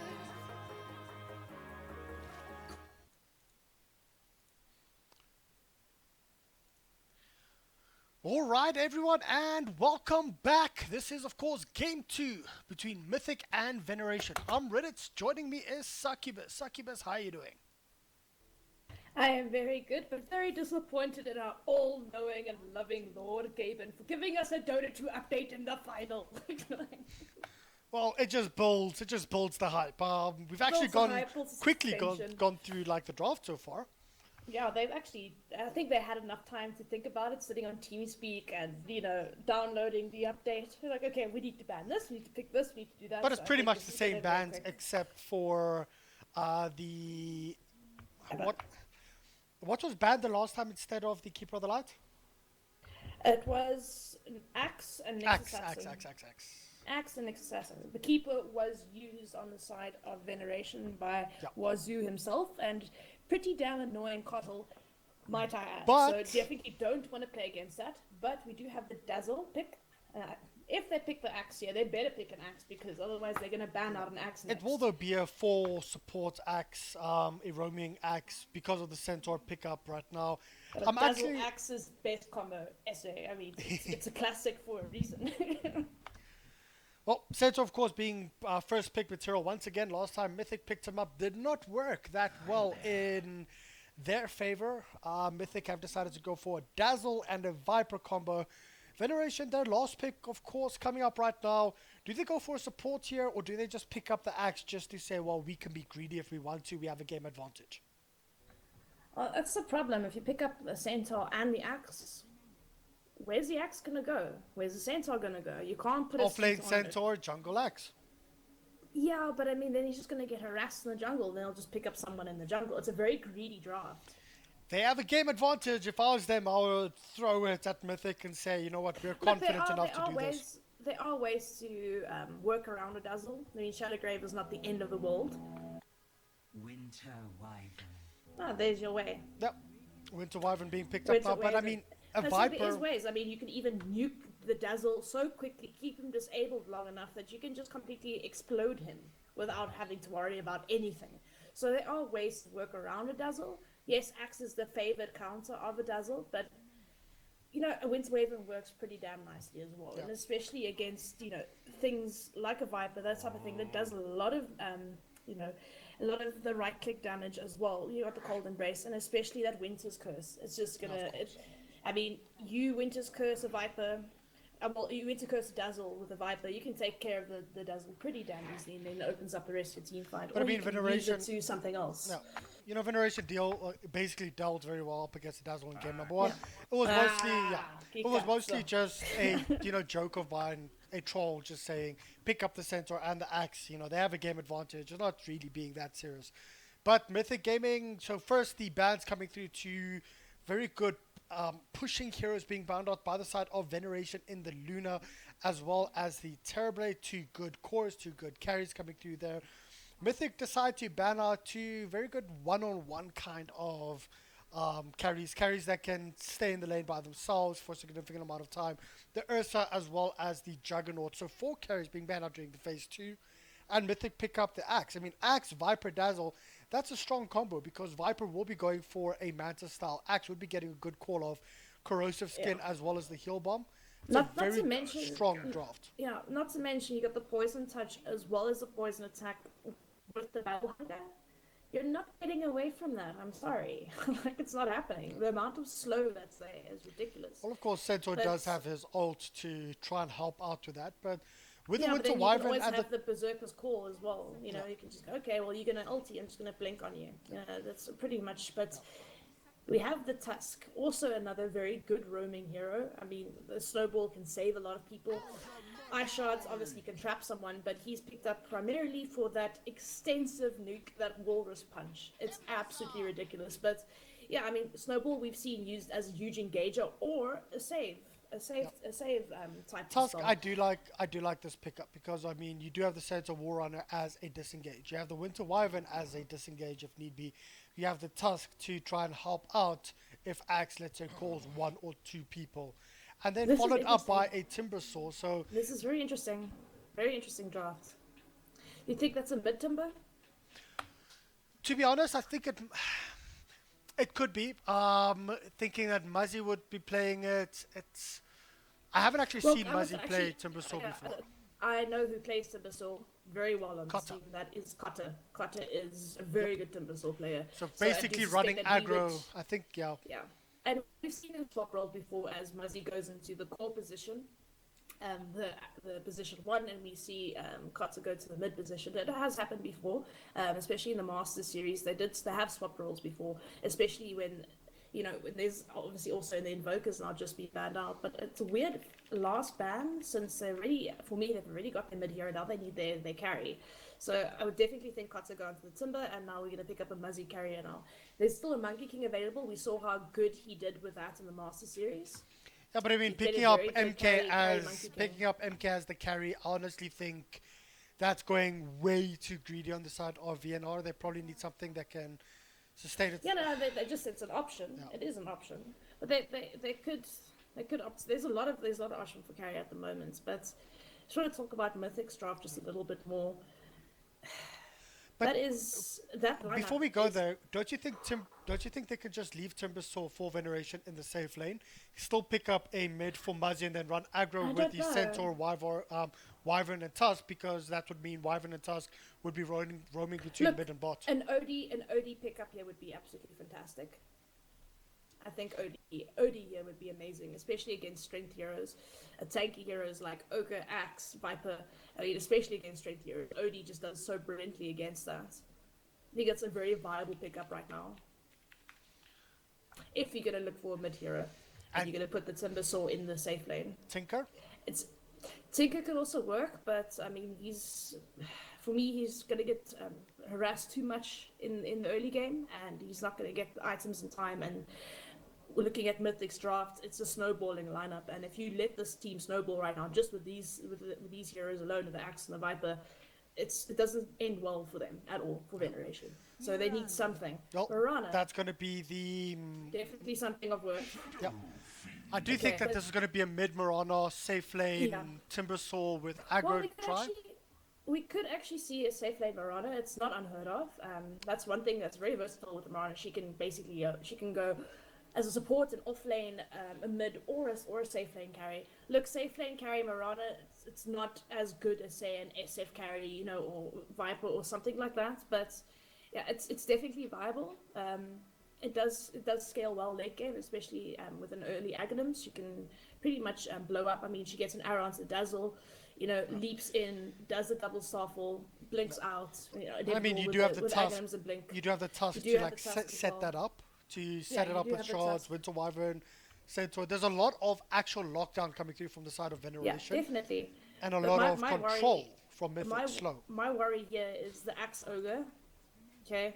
I mean, even if you have Viper Dazzle Ogre in a tri lane with an Axe off lane, then Ogre rotating mid to harass with these you know, with that beautiful little spell of his that ignite, then SF's just going to, you know, escalate pretty damn fast as well. I mean, SF's also one of the heroes that can snowball pretty fast, and even if you shut him down, he can go farm in the jungle later on with the Shadow Razors, so he's always going to get his farm no matter what. But yeah, for me, like, this is bully central on the side of Mythic Gaming. Yeah. I mean, these are bully heroes of note, heroes that just get in your face, don't really care about you nuking them. I mean, because Viper, I mean, you start taking damage when you nuke him. He's also extremely tanky. Axe, very tanky hero, gets extra armor as well when he calls you. So it's just, Ogre also, I think he's got one of the best regens, like passive regens on a support that there is in Dota currently. So, I mean, also very hard hero to take down. And then obviously you've got the Dazzle to just Shallow Grave and heal you. So the only hero that's viably, like, really easy to pick off at the moment so far in this lineup is probably the SF. Okay, so just looking at the two drafts, very quickly, who do you think is going to win based purely on the draft and why? No, sorry. Okay, I'm saying if Mythic snowballs with these heroes, which they tend to do because a very aggressive lineup, extremely tanky heroes, quite decent amount of nuke on them as well, I would definitely say Mythic have this. And I mean, the heroes do scale well late game. Axe scales exceptionally well late game. Viper falls off a bit, but if he builds into that carry, he can still right click like a truck. I mean, any hero he is an agility hero, so he is potentially a carry. He generally falls off towards the like the beginning of the late game. But I mean, if he builds the right items, he can definitely do some pretty hardcore damage. And especially the SF. SF, I mean, we've seen carry SFs. They just become absolutely ridiculous. So for me, definitely Mythic have the right draft, the right heroes. We'll have to see how it goes, but for me, they do have the better draft. But then you also have to worry about the combos on the side of Veneration. Very strong heroes, very strong combos, heavy disable, heavy disengage as well, and initiation. So for me, it's about who gets a jump on each other and who outplays the other team. You know what I mean? So as I said, I want you to cast a vote. Who's going to win? It's a tough call. Both drafts are exceptionally good. But, you know, for me, just looking at the heroes itself and what they can do early game and how they can snowball, I definitely feel like Mythic have it. Okay. I do think, from on my side, VNR, having a quick look at the lineup, it is going to be Muzzy mid on the Mirana. Safe lane Cotter here up in the Timber Saw against the dual lane with the Axe Dazzle. Towards the off lane, it is going to be an aggro lineup here with the Tusk, as well as Wazoo and Panda on the Centaur Warrunner. Running this aggro, so it's basically dual mid, dual off for the side of Mythic with solo safe lane. and a aggro try on the side of Veneration. Oh, Oh, there's a that roll in aggro. straight onto the Viper right now. A little bit of body blocking trying to happen right now. Unfortunately, no Centaur stun coming through there. Panda just a little bit out of position. And that will mean a full-on heal coming through for the side, well, basically for Viper. But getting that healing he's salve silly. down quickly is worth Yeah, it. he's got 8 tangos though. That's yeah. He's got a lot of regen, and especially I mean, if he starts leveling up his corrosive skin, it's going to be very hard to kill this Viper. And then obviously we have the rotations here from a monster, so I mean he's going to be floating towards here and mid constantly. I expect to have a lot of rotations here from the ogre, and he can efficiently harass and not do that much damage to himself because he's going to regen so quickly, and he's got that wind lace to boot. So his A lot of movement slow speed is coming quite through nice. right now, and that's the whole thing. There you go. Snowball into the Ogre Magi. They're actually turning around. This might be first blood coming through. Ogre's in a lot of trouble, and unfortunately, the body blocks are not coming off. They do try and bloodlust up the Viper, but it's still first blood coming through. They want to try and go for more. There is no hoof stomp coming through from the Centaur. It's just being, well, just harassing out the Viper a little bit more. Centaur Warrunner taking quite a bit of damage himself, but he should actually heal up full with a healing salve. And nope, there's another roll going through, and is it going to be a stump? Unfortunately, Oh, no, the it's Centaur actually was a on the wrong return side, kill. and that's going to be a return kill for the Viper. A 1-for-1 trade-off. Oh, diving a Viper is never good, never a good idea. Anyway, guys, before we get any more Kotta kills might be in a lot of as I trouble say here that- onto the top lane. The spins are just, well, not the spins, just the standard attacks coming through, as well as the slow. But unfortunately, Cloud might actually get a counter kill. That is Kotta and Cloud getting that. So Oh no, that is so unfortunate. Sargon literally, as the axe died, got a level 3. Could not get the Shadow Grave off. That is so unfortunate. oh, Talk here about bad time for level. Sargon's being trapped up right now here by the shards, and he might actually go down. There's another roll coming through and getting Kotta that kill. Levi might be coming in, but I don't think he'll be able to get anything. So a lot of action happening. 5 kills up in 3 minutes. Again, not using his Shallow Grave. I think he might have gotten out of that if he just used it at the last second there. Anyway, guys, before these people kill each other again, as I say that, this poor Viper is going on again. Yeah, there of course is a double edge and one right click needed here by the Centaur. Keep in mind, Viper's corrosive skin does a lot of damage, but that's only after a sustained amount of time. If you have the Yeah. burst, you If kill you have her. the burst, you can kill him pretty damn easily. Yeah. But he is very tanky and inherently hard to kill anyway. But like, he needs to be a little bit more careful here in the lane. So I mean, and now he's got a monster to keep him company as well. But it looks like there's maybe some tower diving. Is Levi DC? No, he's just waiting for the last hit. He has got call available, so they can make something happen here. I'm very surprised that Kotta hasn't gone for that Timber Chain. I mean, if he at least one level up in Timber Chain, if he had that previously, he wouldn't have died. Yeah, possibly, yeah. It's a little bit unfortunate. Maybe it's a misskill. Maybe he's looking to do a bit more nuke damage earlier. I don't know what the rationale is there, but definitely I agree with you. Timber Chain, at least at level 3, would have saved his life there. Well, But anyway, guys, he's going for the tank build, for the nuke build at this point. Maybe wait, there's level 5 and going into another level in reactive armor, so just trying to out survive up against an Axe Dazzle. yeah, I mean, it does get to a point where he starts regenning a lot faster than usual. Yep. So I mean, and is losing 15% of their primary attribute at level 2 with the level 2 whirling there. So it is worth. It is worth. He's got the poor man shield up as now, so they're not going to be able to out harass him anymore with the full levels in reactive armor. And of course, the whirling death does help him survive in lane as well. So I guess it does make sense, but definitely Nearly take- 30 HP regen when he has Yeah. a tango on. Yeah, it's absolutely ridiculous. But I mean, like, definitely, I also agree with you that they literally should have gone for that Timber Chain, just at least one level value point, so he has some form of escape. It looks like he's going to try to do the creep skipping idea as well, but unfortunately not as efficient at it as the Axe. The Axe is a lot better at creep skipping because of the spin. Yep. Timber Sword does not do a lot of right click damage, and it has almost no mana to just blow up the creep wave, so a little bit unfortunate there. Oh, there you go, using mana boots up, trying to do this, but I mean, he'll just keep his armor stacks on constantly. Muzzy being sent all the way back to base here by the Shadow Fiend. Nearly actually died there towards the middle lane. He'll be TPing in, but looking at the, well, don't know why I'm on net worth. Looking at the last hits in the night, 34-16 versus 18-3. Precious Petunia is just dominating Muzzy here towards the middle lane. I mean, it is understandable since, I mean, he does do quite a lot of right-click damage.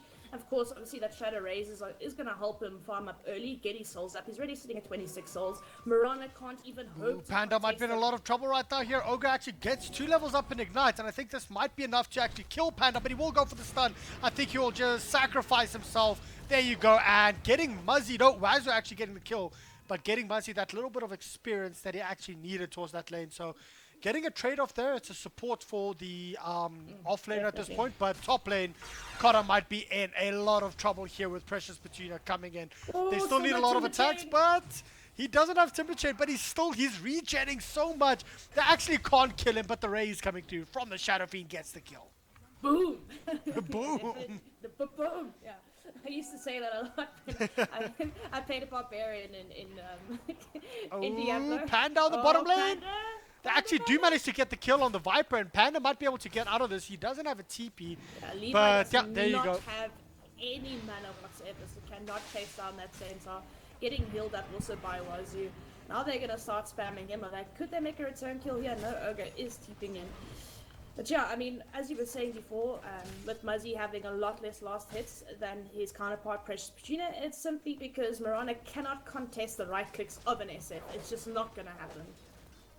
I mean, compared to SF's right click potential and to Mirana's, it's just not going to happen at all. He's going to win the last war in that lane.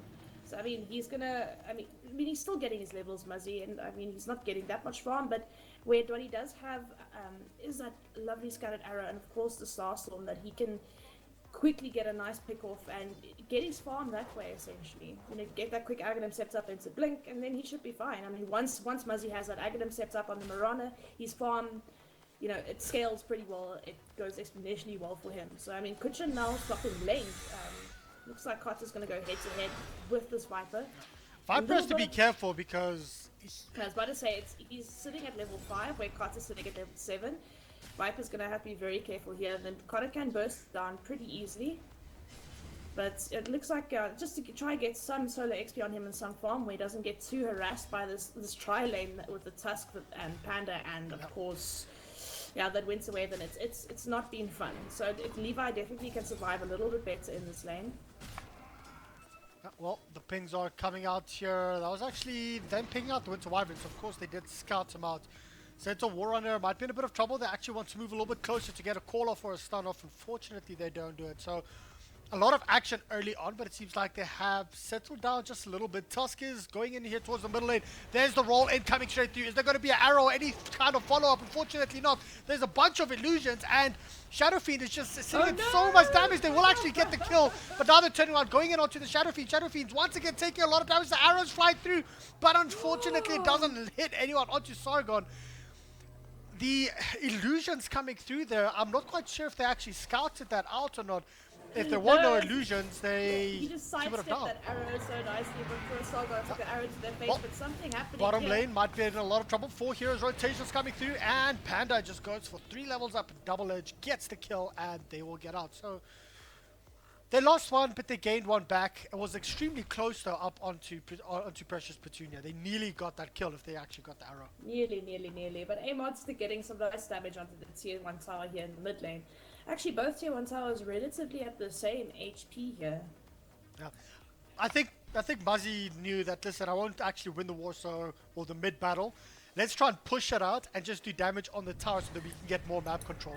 Yeah, but Muzzy's playing it right. He's rotating quite nicely. I mean, SF's rotated once. He's rotated, I believe, 4 times now on the Mirana, which is good because Mirana is really good at ganking and really good at rotating. So, I mean, definitely worth it when you get to that. Now he's rotating now for the 5th time. Going to try and get a kill onto Levi here.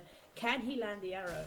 They do not have a blink on the Centaur. Stampede is still in a 30-second cooldown. Yeah, So they're going to have to be very careful here. They on do how have they actually do a something. Tusk going in with an eye shot if they need to do it. Levi's in the perfect position to do this right now since he's standing on this side of the creeps, but there's support coming in right now. Dazzle, there is the roll coming in. Will there be a stun on the axe? There is, but unfortunately nothing further coming through just yet. Very good shots blocking off the axe at this point, and Centaur Warrunner might be in a bit of trouble. He is being healed up at this point, and it seems like everything should be okay towards the top lane, though Kota was also engaging on someone, and the TP was out there by A-Monster. So Lots of engagement, nothing coming from it.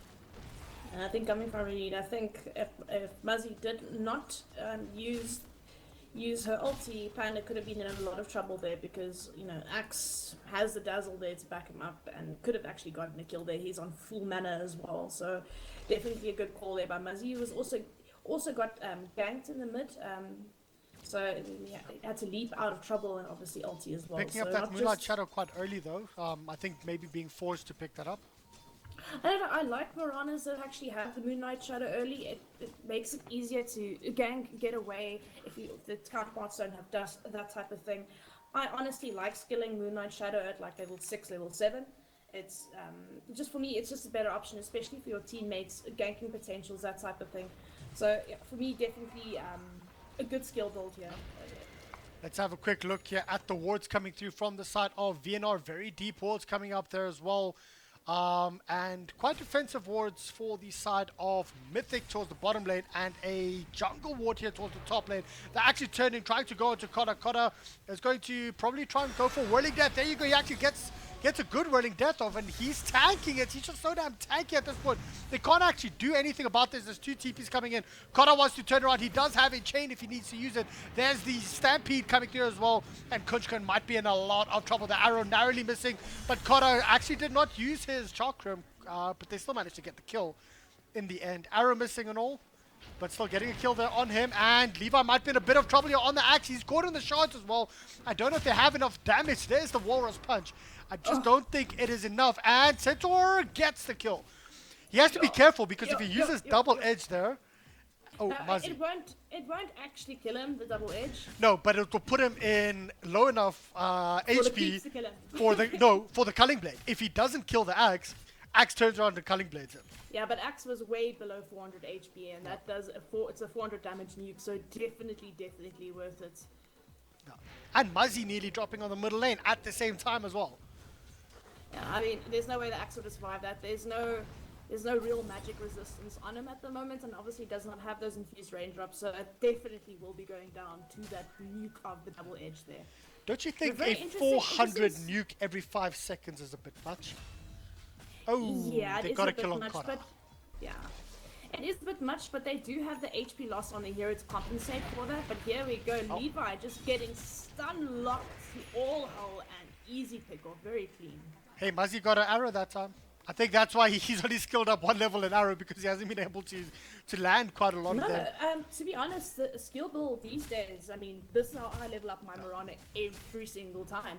You only really need one level. I mean, the stun duration... it's the maximum, stays the same. The damage, yes, it's better. It's better on max level. It's 320 instead of 50.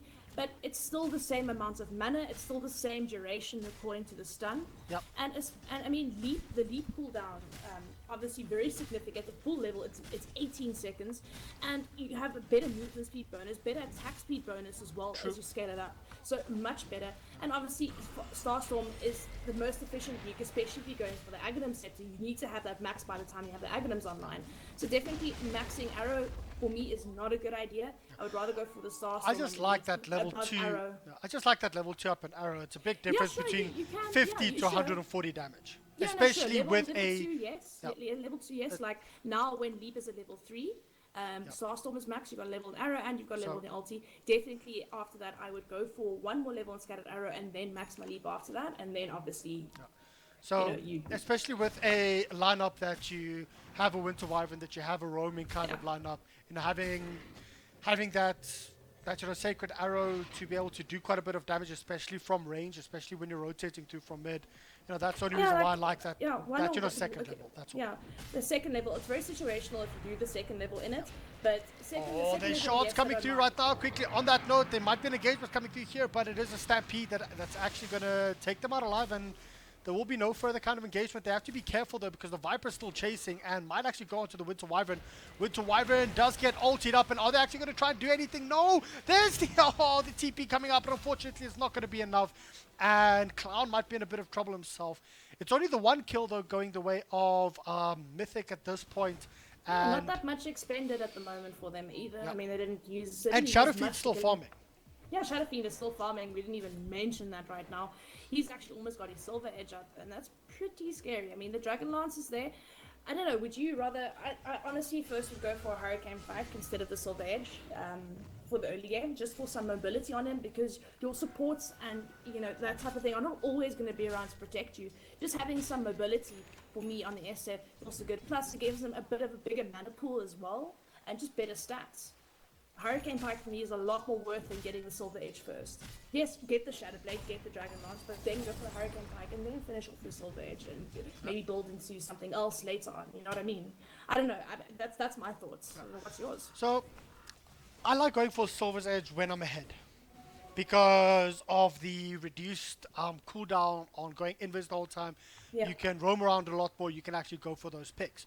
Whether if it's a even fight, and or even, you know, how can I say, game at this point, or something down, you know, that line, then I'll go for the Hurricane Pike, especially if I wanted to team fights a lot more, you know, those kinds of things, if I needed defensive items. Even though you can sort of classify a Shadow Blade being defensive. I mean, yeah, sure. You've got reactive armor to cancel out. You've got return damage to cancel out. But I mean, Panda's build as well, very not the standard. I mean, normally you see max return and max double edge before you see maxing hoof stomp. It's interesting. The duration goes up a little bit, but not so much for me to actually max it first. You know what I mean? It's from 2 seconds to 2.75. Yes, the damage, I mean, it's still 100 damage on level 1, but I mean, it doesn't scale that well. I would rather do the return damage. I mean, strength bonus damage 75%. Yeah, the problem though is the problem 22. up against Viper. Oh wait, quickly, there's an engagement up onto the Shadow Fiend right now. There's a dust pops as well, and Shadow Fiend might be in a lot of trouble. He's going in for a big Requiem, but the Requiem gets cancelled out with the Winter's Curse. He might be in big trouble. The arrow flying through, but it is going to be Panda that gets the kill, ending his killing spree. Oh, However, that bomb. yep, he gets blown up, and there's a blink in from the axe as well as a call. Winter Wyvern might be in a bit of trouble at this point. He's used Cold Embrace, but they're sacrificing him. It's a 2-for-1 trade-off, but they did manage to actually pick up the Shadow Fiend in return. Very, very brilliant play by the Windswaven, cancelling out that Requiem just in time, and also timing it very, very well, just as Shallow Grave was running out. So very, very well played to him there. Unfortunately, the Tusk as well as the Windswaven went down there, thanks to the Blink Daggers coming out from the axe. Yep. One thing I wanted to point out earlier, in regards with that, with the return, I mean, playing up against the Viper though, Viper damages you, you damage the Viper back, but because you're damaging the Viper back, Yeah, Viper's damaging you, and it's definitely in the lane against the Viper, it makes sense, but for every other hero, not so much. But yeah, against the Viper lane, definitely not leveling that return damage is definitely going to do some work for you, because all you're going to do is kill yourself. pretty You're much. going to take way more damage. So yeah, definitely a good thing against that. I'm just wondering, like, because now that there's the team fight element coming in, right? Yep. The Viper's not really going on you that much anymore. It's more the axe that's becoming the problem. So I mean, the return damage for me would have. Oh, there's a blink been up here little on the better. Centaur. He blinks in and misses his hoof stomp. The arrow's flying through. It's also not going to It's connect not onto gonna anyone. catch. And the hype is wasted. Interrupt me for nothing. My bad. Yeah. It's okay, I forgive you. Not. Anyway, we do have a full Vote of Defiance on this guy as well. But as we said, Zoo's getting gone on, but he immediately uses ulti to support killing. I the maybe Vipers. would have. Not too much. I maybe would have focused on the ogre The there dazzle. Or the dazzle. or the dazzle. Yeah, But you could've- I think that was more of a I'm panicking kind of move. Yeah, I'm panicking. So he can't do it as well as Reeves does it. But No, yeah. no. There's no one like Reeves. He does it so well. But yeah, anyway, guys. We have the haste right now on this SF. That Silver Edge is actually online. He just needs to go to the secret shop. Well, they've already scouted it out. They've already dusted him a couple of times. But with the Silver's Edge, I mean, taking... I honestly still like the Silver's Edge. It gives you more maneuverability. Oh, Pretty interesting. middle yeah. lane. Start What's onto the happening ogre, but ogre is so tanky. However, there's a Timbersaw coming through, and Timbersaw will actually, I think he will get the kill, but he gets stunned up. The Timbersaw gets stunned up. He doesn't have any chakram, but the blink is there. And once again, that was literally 2 double edge. That's 800 nuke in 5 or literally 6 seconds. Yeah, definitely not a nice thing for this poor ogre. Looks like he's trying to go for what looks like a Midas in his inventory. Pretty interesting on the Ogre. What do you think about that? No. No, yeah. I was about to say the same thing. I No. I do understand sometimes why you would go for a Midas. Yeah, but at to 21 go for that minutes, late game. No. at 21 minutes right now on Ogre, I don't think it's the right choice. Especially even the Tranquil Boots is a bit questionable. He doesn't really have a big mana pool as an Ogre. Yeah, he's got the Ring of Basilius, but he hasn't got a big mana pool. Again, I mean, even as a Dazzle picking that up, I would say that's okay, but not as the Ogre. I know you attack, you know, you have right clicks, it gives you more attack speed, but there's a... And I get the Tranquil Boots give you a lot more movement speed these days. Yeah, a lot more movement. Yeah, a lot more movement speed this time around. But I definitely think like he could have gone for the early mana boots into the Ether Lens. You know, maybe even the mechanism into GG boots, since the Viper is not building into that either. You know what I mean? Dazzle does not have enough money in the world to buy anything close to something like a mech. Even an Urn of Shadows, he hasn't got money for that. So I mean that's what I would see picking Hand of Midas up in the Dazzle if you can get it. That literally pays for all of your wards for the rest of the game. All of your wards, yeah. Because like we said, like the XP bonus is not as good anymore, but it's not that much of a difference. It was like 2.2 or 2.5, now it's 1.75. It's really not that much difference, but they did buff it with the gold. You get 220 gold every time you use Midas instead of what was it, 175? I can't remember, 175 or 180, somewhere around there before. So you get a lot more gold out of it now. So it's still worth, and the XP difference is not actually that much. It just means you're going to have to probably get the big creeps, or, you know, every single time you go to the jungle, it's not like you can just Midas any creep anymore. So you get the big creeps, you get the range creep or the catapult in the lane as well. So, I mean, that's the only difference really to Midas, and it just gives you more gold right now. So, I mean, it's still, like, for me, on the Dazzle, definitely Midas makes sense. It does look like he's going for Medallion into... Yeah, definitely going for that Medallion of Courage. So that's going to help out with his skill world as well, with the weave as well with his Medallion of Courage. It's going to help him pick up heroes a lot more fast. Yep. But we do have a rush busy happening over there. And there's a axe ready with a blink dagger. He can't actually make it into the rush pit from where he is. Can he the steal edge. it? Can he steal it? With the Timbersaw sitting there, he won't be caught in the axe. But there you go. There's the call. Unfortunately, it's a little bit too early, and he might actually drop from this. There's the ultimate, the Stampede coming through as well, and the axe gets popped instantly. Winter Wyvern uses her ulti onto the Ogre Magi, and the Dazzle is forced to use the Shallow Grave on herself, and I think she will actually just drop once again. Kotta doing a lot of damage right now. Wazoo trying to turn around, going on onto the Viper. Viper might be in a bit of trouble actually getting a kill themselves. So that's a 2-for-1 trade-off actually going in favor of Mythic. No, it's 2-for-2. It was 2 for 2. The I saw Aegis 2 was... for... Yeah, for me, Yeah. that definitely was not worth. They lost a lot there. Oh no! Presbyterian getting stunned. You're just out of the range of the tier 3 tower. That is really lucky. Yo. And seeing that Shadow Fiend was not in that fight, that was a very good fight for Mythic. Yeah, it was a good fight for Mythic, but it's just like for me, oh, wow. Talk about bad luck. Muzzy landing a very good arrow, and Shadow Fiend literally like one step away from the tower vision. It's like, that's just unfortunate. Shadow Fiend But also... big item up on this Mirana now, the Aghanim Scepter. So we're going to see her escalate quite quickly now. I mean, she can just blow up an entire creep wave farm pretty damn efficiently. Looks like Rosh is the way to Shadow go Fiend again. might be in quite a bit of trouble right now. Turning around, going in onto Presence Petunia, actually going in onto that. But the problem is Clown Galore might be in a lot of trouble here on the Tusk. But no, turning around, going, ulting up the Dazzle, and the Shadow Fiend just killing the Dazzle instantly. Winter Wyvern actually used the Cold Embrace up on himself. Let me zoom out to try and catch his entire team fight. Presence Petunia is in so much trouble, 100 HP, but unfortunately it's not going to be enough. Now Kotta's caught here between 3 heroes, as well as Mr. Panda. Everyone's just standing there looking at each other.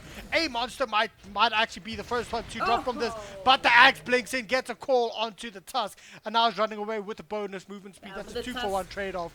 The Tusk just got that sneaky last ice shard onto the Ogre, and unfortunately Ogre goes down exactly the same time. So trade-off for trade-off over there. Yeah. But damn. Not as good as the previous fight for Mythic getting away with absolute murder this game. I mean, this is like the 3rd time he's gotten away with almost no HP. Yeah. And it seems like they might actually want to contest. Rosh still moving up further. Panda gets a stun up onto the Viper. Viper might be in a lot of trouble. The Chakram's actually there. He's actually being shallow graved up at this point. And there's a lot of damage coming through. He's still alive. Precious Pachina's coming in, doing quite a bit of right-click damage. But the invis, well, the ultimate coming through here from the Marauder is still keeping them alive. Now they're turning around. They want to go onto the Axe. Levi's in a lot of trouble himself. Will they actually be able to get the kill? Kotta might actually go in. He does. A monster. Also getting a kill back onto the task right now, Kotta. He's still standing there on the front lines. It's once again a 2-for-2 trade-off. Precious Pacino still alive. They actually do see him going up into Invis, so they're backing off all of them. And this is a constant fight around the Rosh pit. Yeah, they really want this poor guy. I mean, shame for Roshan. People just want to kill him for his ages and his cheese. But yeah, I mean, Pacino's hitting like an absolute truck now. I mean, shame poor son. The last fight he just exploded. I mean, Pacino just like right-clicked his own support there. I mean, the Thanks extra to that damage coming winter through wave and from the ulti. Silver's Edge as well as Yeah, taking off. It is amazing, and of course he's almost got the Daedalus up as well, so he's going to be critting pretty damn soon. Yeah, Silver Edge, definitely a good thing, but there we go. Quiet little rush, no one in sight, this is pretty much free.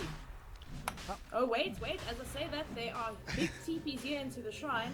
Another engagement. Well, let's awaits. have a look here. Muzzy, he's leaping in. Is it actually going to be a steal? Muzzy snatching the Aegis, and they're actually going to turn around, going in to try and kill up the Shadow Fiend. Shadow Fiend blowing up his ulti, but unfortunately he is going to drop from this. They do manage to get a counter kill. Now they want to turn around. They want to go onto the Viper. Viper gets ultied up here by the Tusk, getting the Walrus or the Walrus punch coming through here, but Sargon, that's going to be Kotta with a double kill, but towards the back line.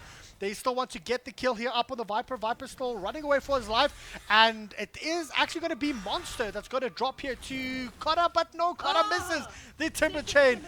Second one missed. Moving Come back on, here, Kotta. the Marana still not actually dead right now. He might actually drop. It's extremely low, and there you go. The Aegis that was snatched does eventually That pop. Battle Hunger, unfortunately, still on him over there, but no, yeah. And Kotta got the kill at last. Yeah, he got the kill. I think he missed like 3 times. Oh, arrow latches onto What? Levi. The blind arrow. Muzzy coming through here, showing why he is playing mid and saying, you know what, I had a bad mid game or early game, but hey, I'm getting these arrows now, man. I'm getting them. Oh, jeez. And I mean, like, now with the medallion, with the Walrus punch, almost a solo crest on this. Yeah, there we go. Finish solo crest on him. So that Walrus punch is going to be doing an extensive amount of damage. At the same time, though, do we have no, not even near a solo crest for the Dazzle. I mean, he's still got quite a while to go, and he's still buying wards. Have a look at the net worth. It's been going up and down, but it's still under 1,000 gold. I just feel like Saga needs a full-blown magic stick. I mean, just needs a little bit more stats or something to survive a bit longer in these fights. He's literally sitting with arcane boots and a medallion. Like, it's just not going to help him out. Shame, but I they're- think he, I don't think it's gonna help. I think he really does need just at least a magic stick, you know? I mean, Get some charges back, maybe survive a little bit longer in these fights. Sargon's got a medallion. The problem is he gets blown up instantly. I don't even think you'll have time to use a magic stick, to be honest.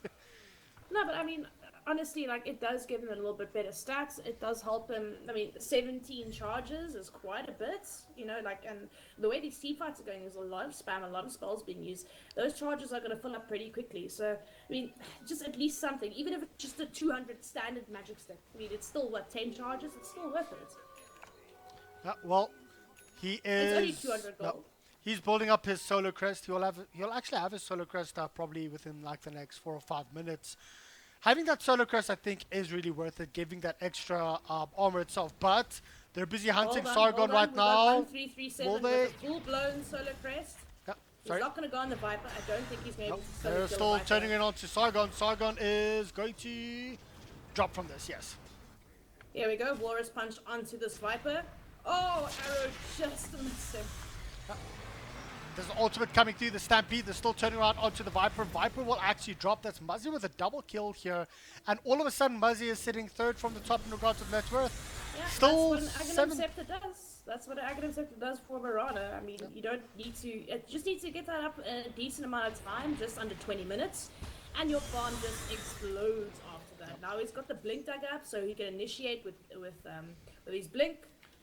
Use the We beat missed to a get kill. out. Missed a We kill in missed the a middle kill. lane. Panda dropping that to Precious Petunia. 6 kill streak ended. 700 gold going the way of the Shadow Fiend. Oh, that's nice. Yep, that is Shame Daedalus up. his killing spree got wrecked as well by the Winter Wavens. So. But I was gonna say now, yeah, definitely. I mean, she's gonna have her going for the E-blade, so even worse. Like that's just the nuke coming out of Muzzy in the next couple of minutes is going to be absolutely ridiculous. Oh, smoke rotation I coming think through from the side honestly- of Mythic right now. They won't catch anyone on the top lane. Do you think Everyone's maybe?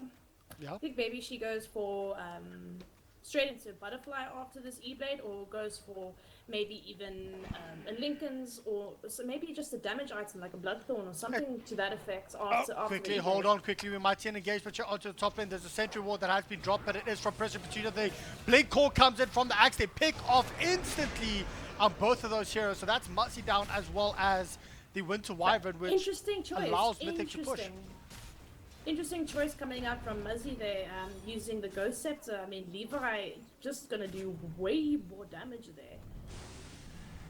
Like, I get you, he was trying to evade Precious Petunia's right clicks, maybe get a leap off, but, you know, Gulling Well, Blade's gonna go Blink right Dagger through that. going straight in onto Cotter right now, onto the Timber Saw, using the Blade Maul as well. Axe is trying to do what he can.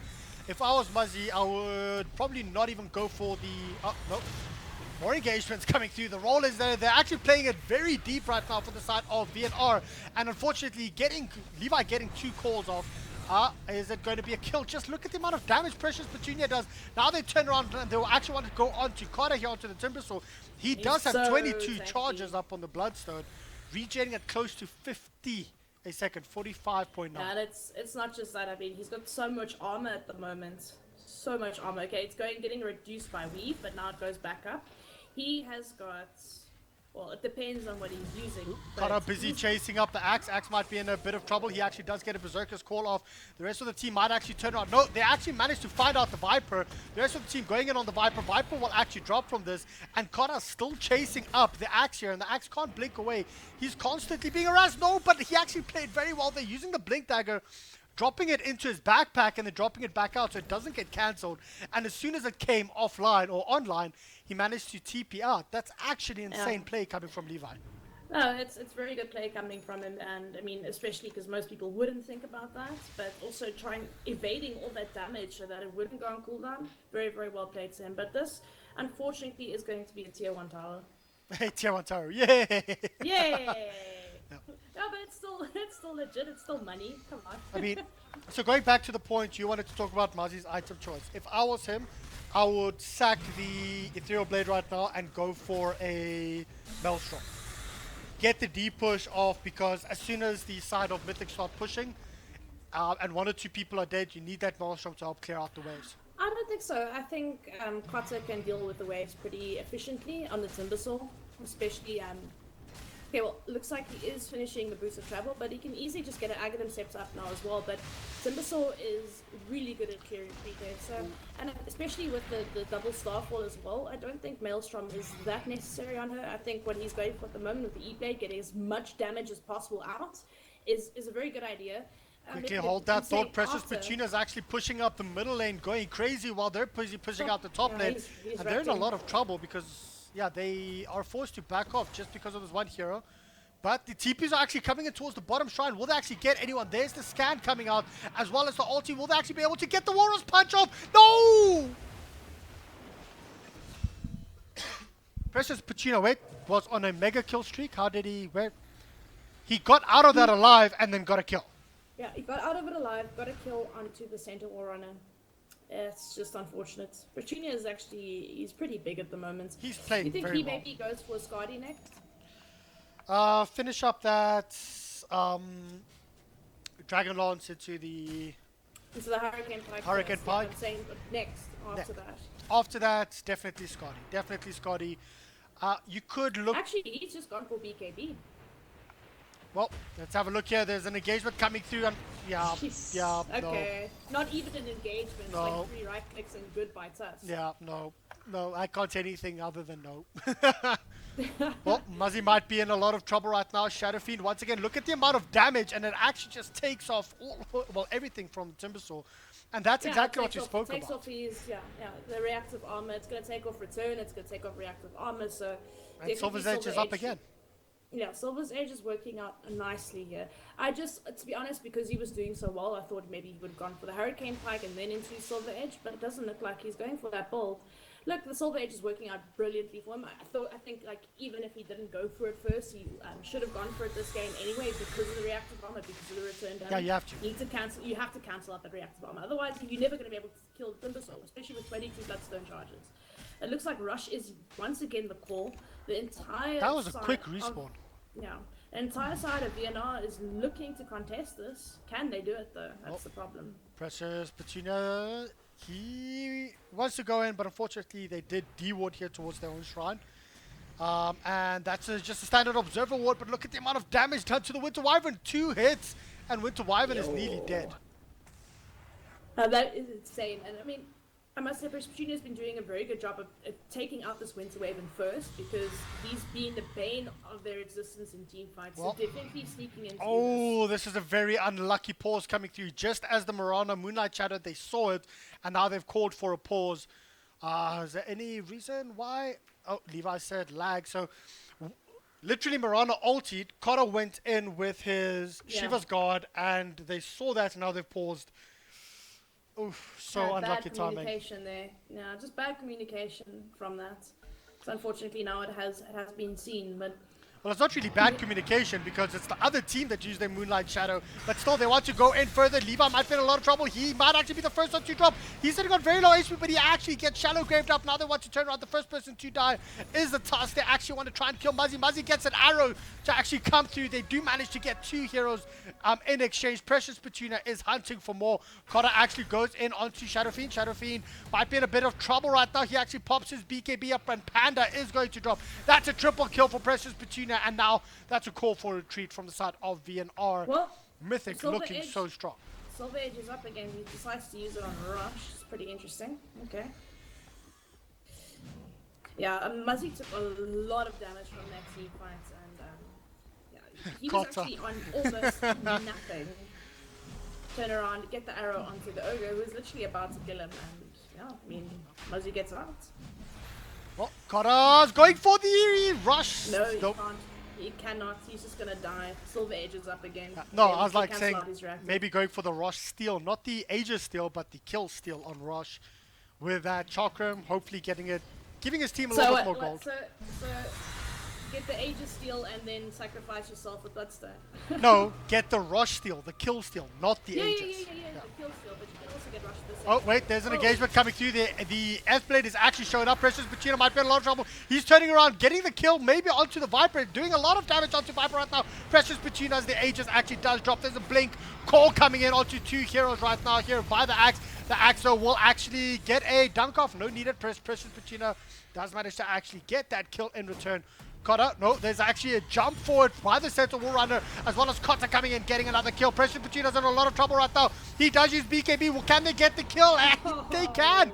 But he actually manages to get a counter kill. A 10 kill streak ended. 900 gold going the way of Panda. They still want to go here onto the Ogre Magi. Ogre Magi is in a lot of trouble. He actually does get a kill. So much happening there. And I need to keep quiet now for the next 10 minutes. I would have probably maybe killed Muzzy instead, since it's just worth more. But I mean, that was very cheeky coming up from the ogre. Okay, fine. If I'm gonna die, you're gonna die with me.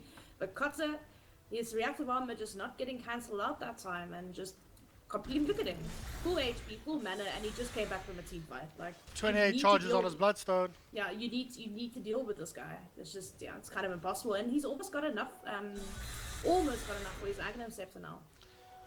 Do you go for Axe or do you go for Sheepstick to deal up against the Shadow Fiend? Look, Sheepstick would be absolutely brilliant as well on this Timbersaw, but just having the double chakram is still like completely worth. You know what I mean? Yeah. It's still completely worth. I don't know, like Sheepstick, yes. Or definitely, do you I think get the I'd go for Murano it. to build up a Sheepstick after her No, meta? definitely not. She's your only carry. Hey, Cotta will have something to say about that. No, I'm talking about like legit someone that can actually carry the game. It's the only thing is going to be on Mirana now. But let's see what he decides to go for. He's at the secret shop, staying there. See what he goes for. What are we doing, Cotter? Make it. Oh, there we go. The sheep stick's gonna come out. So definitely reading your mind there, Reddit.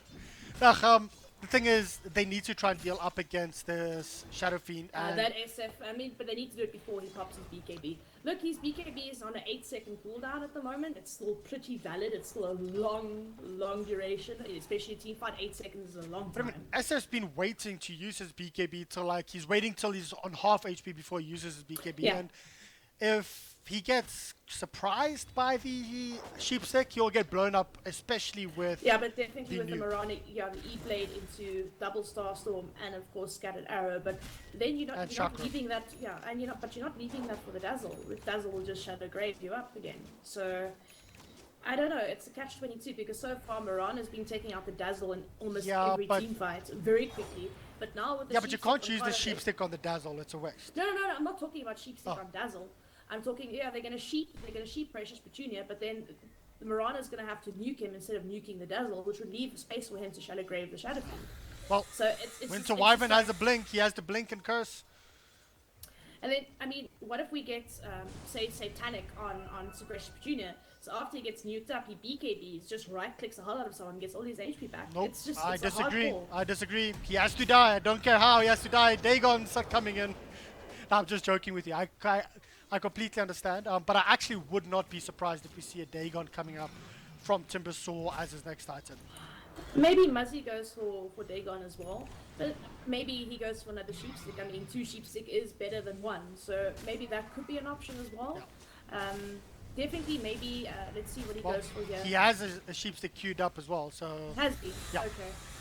well, let's have a look here. There's a lot of damage coming through onto the Centaur. Centaur actually does manage to get his blade mail popped up. Axe jumps in, gets a good call, but unfortunately it's not enough towards the backline. Ogre Magi actually gets cursed up.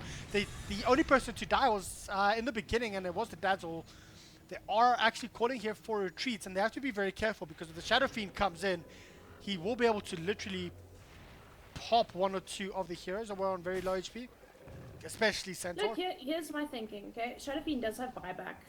Maybe TP into one of the creep waves, but try a rat while they're pushing. At least you can get a tower because I mean, if you look at these towers, one is sitting on 500 HP. The mid is sitting. Panda is in a lot of trouble right now. He actually pops his blade mail. It's just not Don't going to care. do anything. He just doesn't care. I think Petunia needs to go for Satanic next now, to be honest. Maybe even a Skadi, but I think Satanic's gonna do him a world of difference. Honestly, So- like, I mean, so if he the gets- Aquila, if he gets- if he gets nuked up, he could be sheep sick. I mean, he's pretty tanky already. He'll probably survive that engagement, even if it's like by maybe 300 or 400 HP, he'll still survive. Has a Dazzle to back him up. Then as soon as he gets out of it, BKB, Satanic's up, just right-clicks the hell out of someone and gets all his HP back.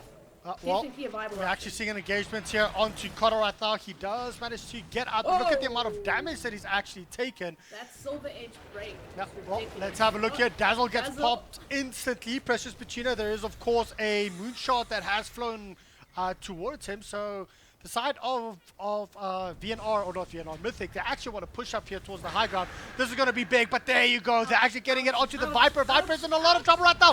Viper actually does drop. Kotter's beyond godlike. Now they want to turn around. They actually should go here for more. The dust is actually used. Does go onto the Shadow Fiend. Shadow Fiend uses his BKB to try and get out of this one alive. He does not have a TP scroll. Well, yeah, there you go. He does. There's the sheep stick coming into play right now, and this might actually just be Shadow Fiend dropping and popping. Sheep sticks for the win. Yeah, them arrows, bro.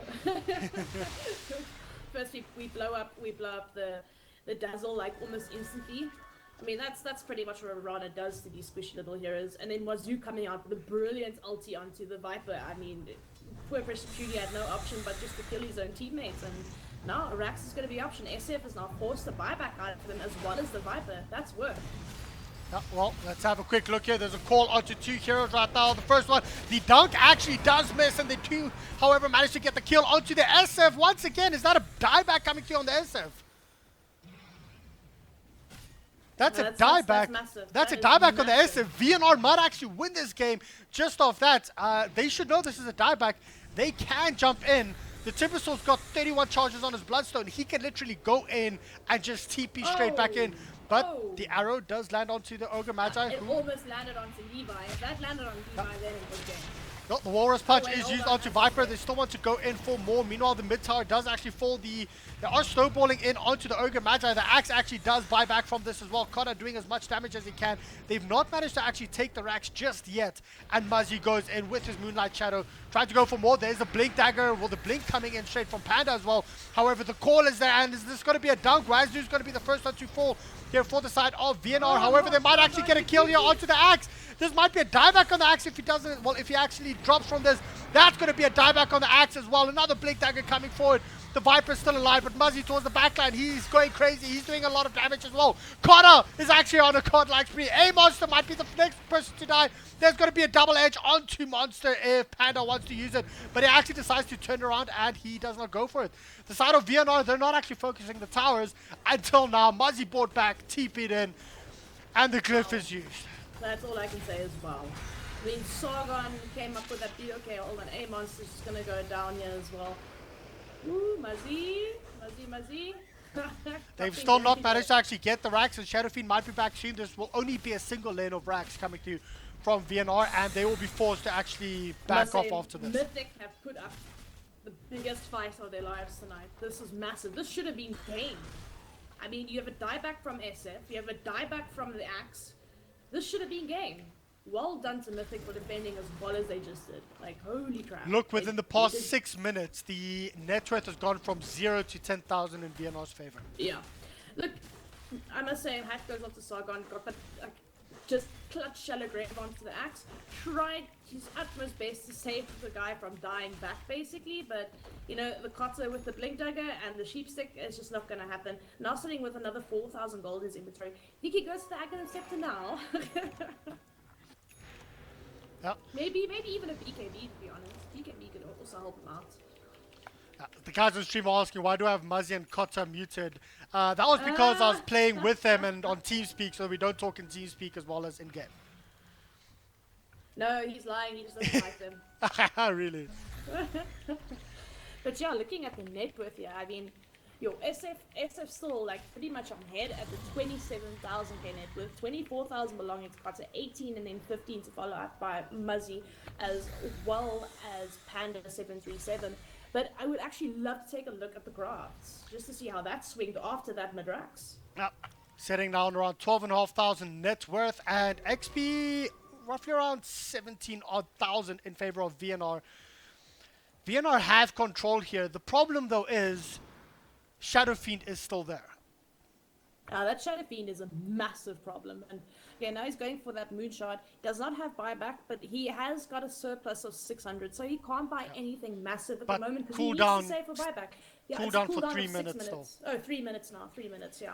But still, you need to have buyback. This is the point where you can't. It gets harder. And Well, harder here's to an get engagement item quickly, progression. going straight Whoa. in onto instantly. The Gem of True Sight is actually dropped right now, which might be a big problem. Timbersaw does actually pick it up. Now they want to turn around. They want to go into the Shadow Fiend. Shadow Fiend just used this BKB and he should be okay. Another BKB being popped here by the axe, getting a call off still. No one else to fall for the side of VNR. Unfortunately, oh, the Clown Glaive instantly getting popped. He tried to get out of that one, but this is exactly what you just said.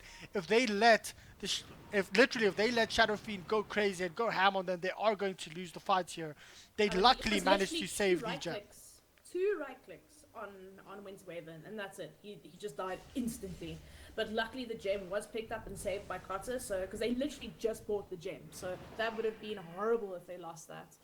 But yeah, Levi, it looks like they are gonna try push. I think they need to split maybe. Yeah, it's going to be difficult. Two heroes are TPing back mid, so They have to get rid of this creep wave. I think if they are going to push, they need to push down this mid tower because those creeps are always going to be in their base. It's what do you call semi-megas? yeah. But yeah, so I mean these creeps, they don't quite do like a It's hell of a super lot of damage. creeps. Yeah, it's super creeps. It's not mega creeps just yet, but those super creeps are definitely going to push out that lane extensively. So you need to Well, make sure there's that an mid lane engagement is coming through well right covered. now. Cotter jumping in onto 3 heroes. He actually does get quite a lot. However, they do manage to blow up the dazzle. Once again, Cotter goes off towards the backline. He actually does get out of that. Shadow Fiend with his BKB is actually ulted up here by the Winter Wyvern. And are they going to be able to get the kill onto Cotter? Done. He's dead. The gem is there, but he instantly respawns. The big problem here is the Shadow Fiend has Aegis. How do you kill him twice? You couldn't even kill him once. Yeah. Look, I mean, you well done. You got the you got the poor dazzle again, but I mean, Levi popping that blade mail just as Mirana was nuking him. Oh no! As I say that, No, Levi drops. The as gem well. is there once again. Now they want to turn around. They want to go to the Shadow Fiend. They can, of course, sheep him up if they really want to. There you go. He's sheeped up. But can they? Do they actually have enough burst damage to go for him? Shadow Fiend's in a lot of trouble. He does drop, but of course the Aegis of the Immortal is there. Now they want to turn around, going in onto the Viper, doing quite a bit of damage there. Do they still have the gem? The gem is unfortunately on the other side here with Cotta. No, it was actually traded off. Winter Wyvern once again, getting blown up very quickly. Now Shadow Fiend. So Shadow Fiend does have a BKB as well as the cheese if they want to use it. The BKB is used now. He's channeling up his ultimate, but he gets cancelled. The task getting that off, unfortunately, is not going to be enough. The Shadow Grave is there by the Shadow Fiend. Shadow Fiend can use the cheese. 6 HP. Not enough. Now they'll have to go on for more. These Walrus punches every 12 seconds are just going crazy. Sargon will have a Shallow Grave to use it on himself if he can get it in time. Unfortunately not. Now they're going in onto the Ogre. Magi Ogre, will he be able to get him multi-cast? He actually can't. There you go, getting the kill eventually. However, he gets sheeped up, and this is going to be a full team wipe for the side of VNR, and my throat is going to hate me after tonight. Oh, it's such a shame. But luckily there is buyback on the SF, but now after he dies again, that's a full 7 minutes where he cannot buy back. So, and there's no other buybacks of the rest of his team. He's literally like Han Solo with Levi. It's just not gonna happen. Levi, unfortunately, he does actually, he has enough for buyback. He's got buyback up in about 20 seconds. So if they do die now, it's actually okay. He can buy back. But Chris Petunia has got the cheese available to him as well. See, that's the problem though. It's a 5-second BKB. Yeah, 5-second BKB, yeah, definitely. It's not... They're literally going to probably try and kite him or just ult him with a Winter Wyvern. Guess what? The ulti is for 4.75 seconds. So as soon as you BKB, ult him, but don't attack him. Don't touch him. As soon as that's done, sheep him, kill him before he can use the cheese. Yeah. That's the call I would have made. But do you think they know that cheese is in his inventory? Yeah, they should have seen. Oh, Muzzy. Oh, wait, was he baiting that? Could have been. Wait, look, Muzzy. Oh, there's the sheepstick going in straight onto the Shadow Fiend. No, he might be in a lot of trouble right now. He actually gets Shallow Graved up. He won't be able to use the cheese if he has to. There you go. No, he does not get. He uses the cheese and he gets Walrus kicked as well as Walrus punched up. His ultimate does absolutely nothing. Sheeped up once again. Shadow Fiend gets stunned up with a arrow as well, but a good call coming through here from the axe. Getting 3 heroes. Unfortunately, no one has dropped just yet. Shadow Fiend going in onto Center Warrunner. Center Warrunner still alive, but he gets blown up as well as the Shadow Fiend. That is no buyback. Once again, the Shadow Fiend might actually drop from this. Mirana turning around, getting another couple of arrows off, and this axe is going to drop as well, getting a couple of spins. Unfortunately, Sargon, he's going to be the next person to fall. The Walrus kick as well. This Tusk is going crazy with all of these kicks. Unfortunately, Muzzy might be in quite a bit of trouble himself. He actually does drop towards the back line as well. So even though Shadow Fiend is dead, it's basically Cotta versus Viper. Is Cotta actually going to get a rampage here? Oh no, don't do that. Why you do that, Cotta? 337. Come on. I think that literally he's doing that on purpose. Can Cotta get this kill? It's going to be Kuchkun. He's actually going to get a kill back onto the Tusk. The gem is there, and it's just going to be a godlike. Okay, well, it would have been a rampage. All I can imagine is Cotta going absolutely ballistic on I want that rampage. And to be honest, it really looked like Tusk was denying him. Getting these shards, blocking him away, kicking him away. There's a lot of pinging onto him at the moment as well. I think they're just having some fun. Yep. But, I could just imagine, because if Cotta goes ballistic, if you like somehow get the last hit on anyone. Oh, someone's stealing his rampage. Oh, this is a rage tracks. It's going to drop. Oh, denied. Sargon getting a deny onto the bottom racks. And with Axe coming in right now, Cotta will have to back off. But still, 35 charges up on that Bloodstone. Yeah, that's pretty ridiculous. And he's up to go for the oxygen core, so lovely cooldown reductions and even more regen. You don't need any more regen, dude. Like, wow. Okay, so let's have a quick look at the item progression coming to you from the side of Mythic. Axe, he's gone for a BKB, Blade Mill. He has a Lotus Orb, which can help out against that Ethereal Blade. Yeah, Lotus Orb is definitely a good idea. It's a very good idea in anything that's, Keep in mind, targeted spells. Blade actually has a travel time now, so if you're fast enough, you can... Yeah, you can return it back to them. Definitely a good item there. Viper, not much item progression on his side, to be honest. Looks like he's still got the same items he had 30 minutes ago. Yeah, well, Muzzy might be in a bit of trouble here. No, he's not. I mean, Nah, he's fine. Viper was supposed to be the carry here, though, and he's looking more like a support Viper in this role. Unfortunately, not having the best game. The aggro trialing just put him so far behind, and that's the problem with Viper, is it's difficult to come back to play from behind as a Viper. You need to, for me, Viper is kind of like an Undying or something like that. If you don't get kills with him early, you don't snowball with him, he just kind of falls off. Like I said, like in the early late game, Viper just falls off. He doesn't have the items that he needs. He's just like a non-factor. That's what it feels like to me. And anyway, at this moment, He's in quite a bit of trouble right now, but he manages to get out. There's the 4-star coming through the Hurricane Pike, where it's not gonna do anything though. Yes. He's running back towards the rest of his If team. that was a crit on 2 hits, he would have been dead. Oh, well, Connor's coming in straight onto the Shadow Fiend. Shadow Fiend's in a lot of trouble. Mirana doing so much damage with that Desolator, but unfortunately, Shadow Fiend gets Shadow Graved up. He's still actually alive. The Warrior's Punch is used onto the Ogre Magi. Ogre Magi might actually be the first one to fall from this. No, everyone is still alive. No one has dropped. There's the new coming through here from the Marauder, as well as the Ethereal Blade. He does buy back at this point. Now they're trying to do more Walrus kicks coming through here by the Tusk.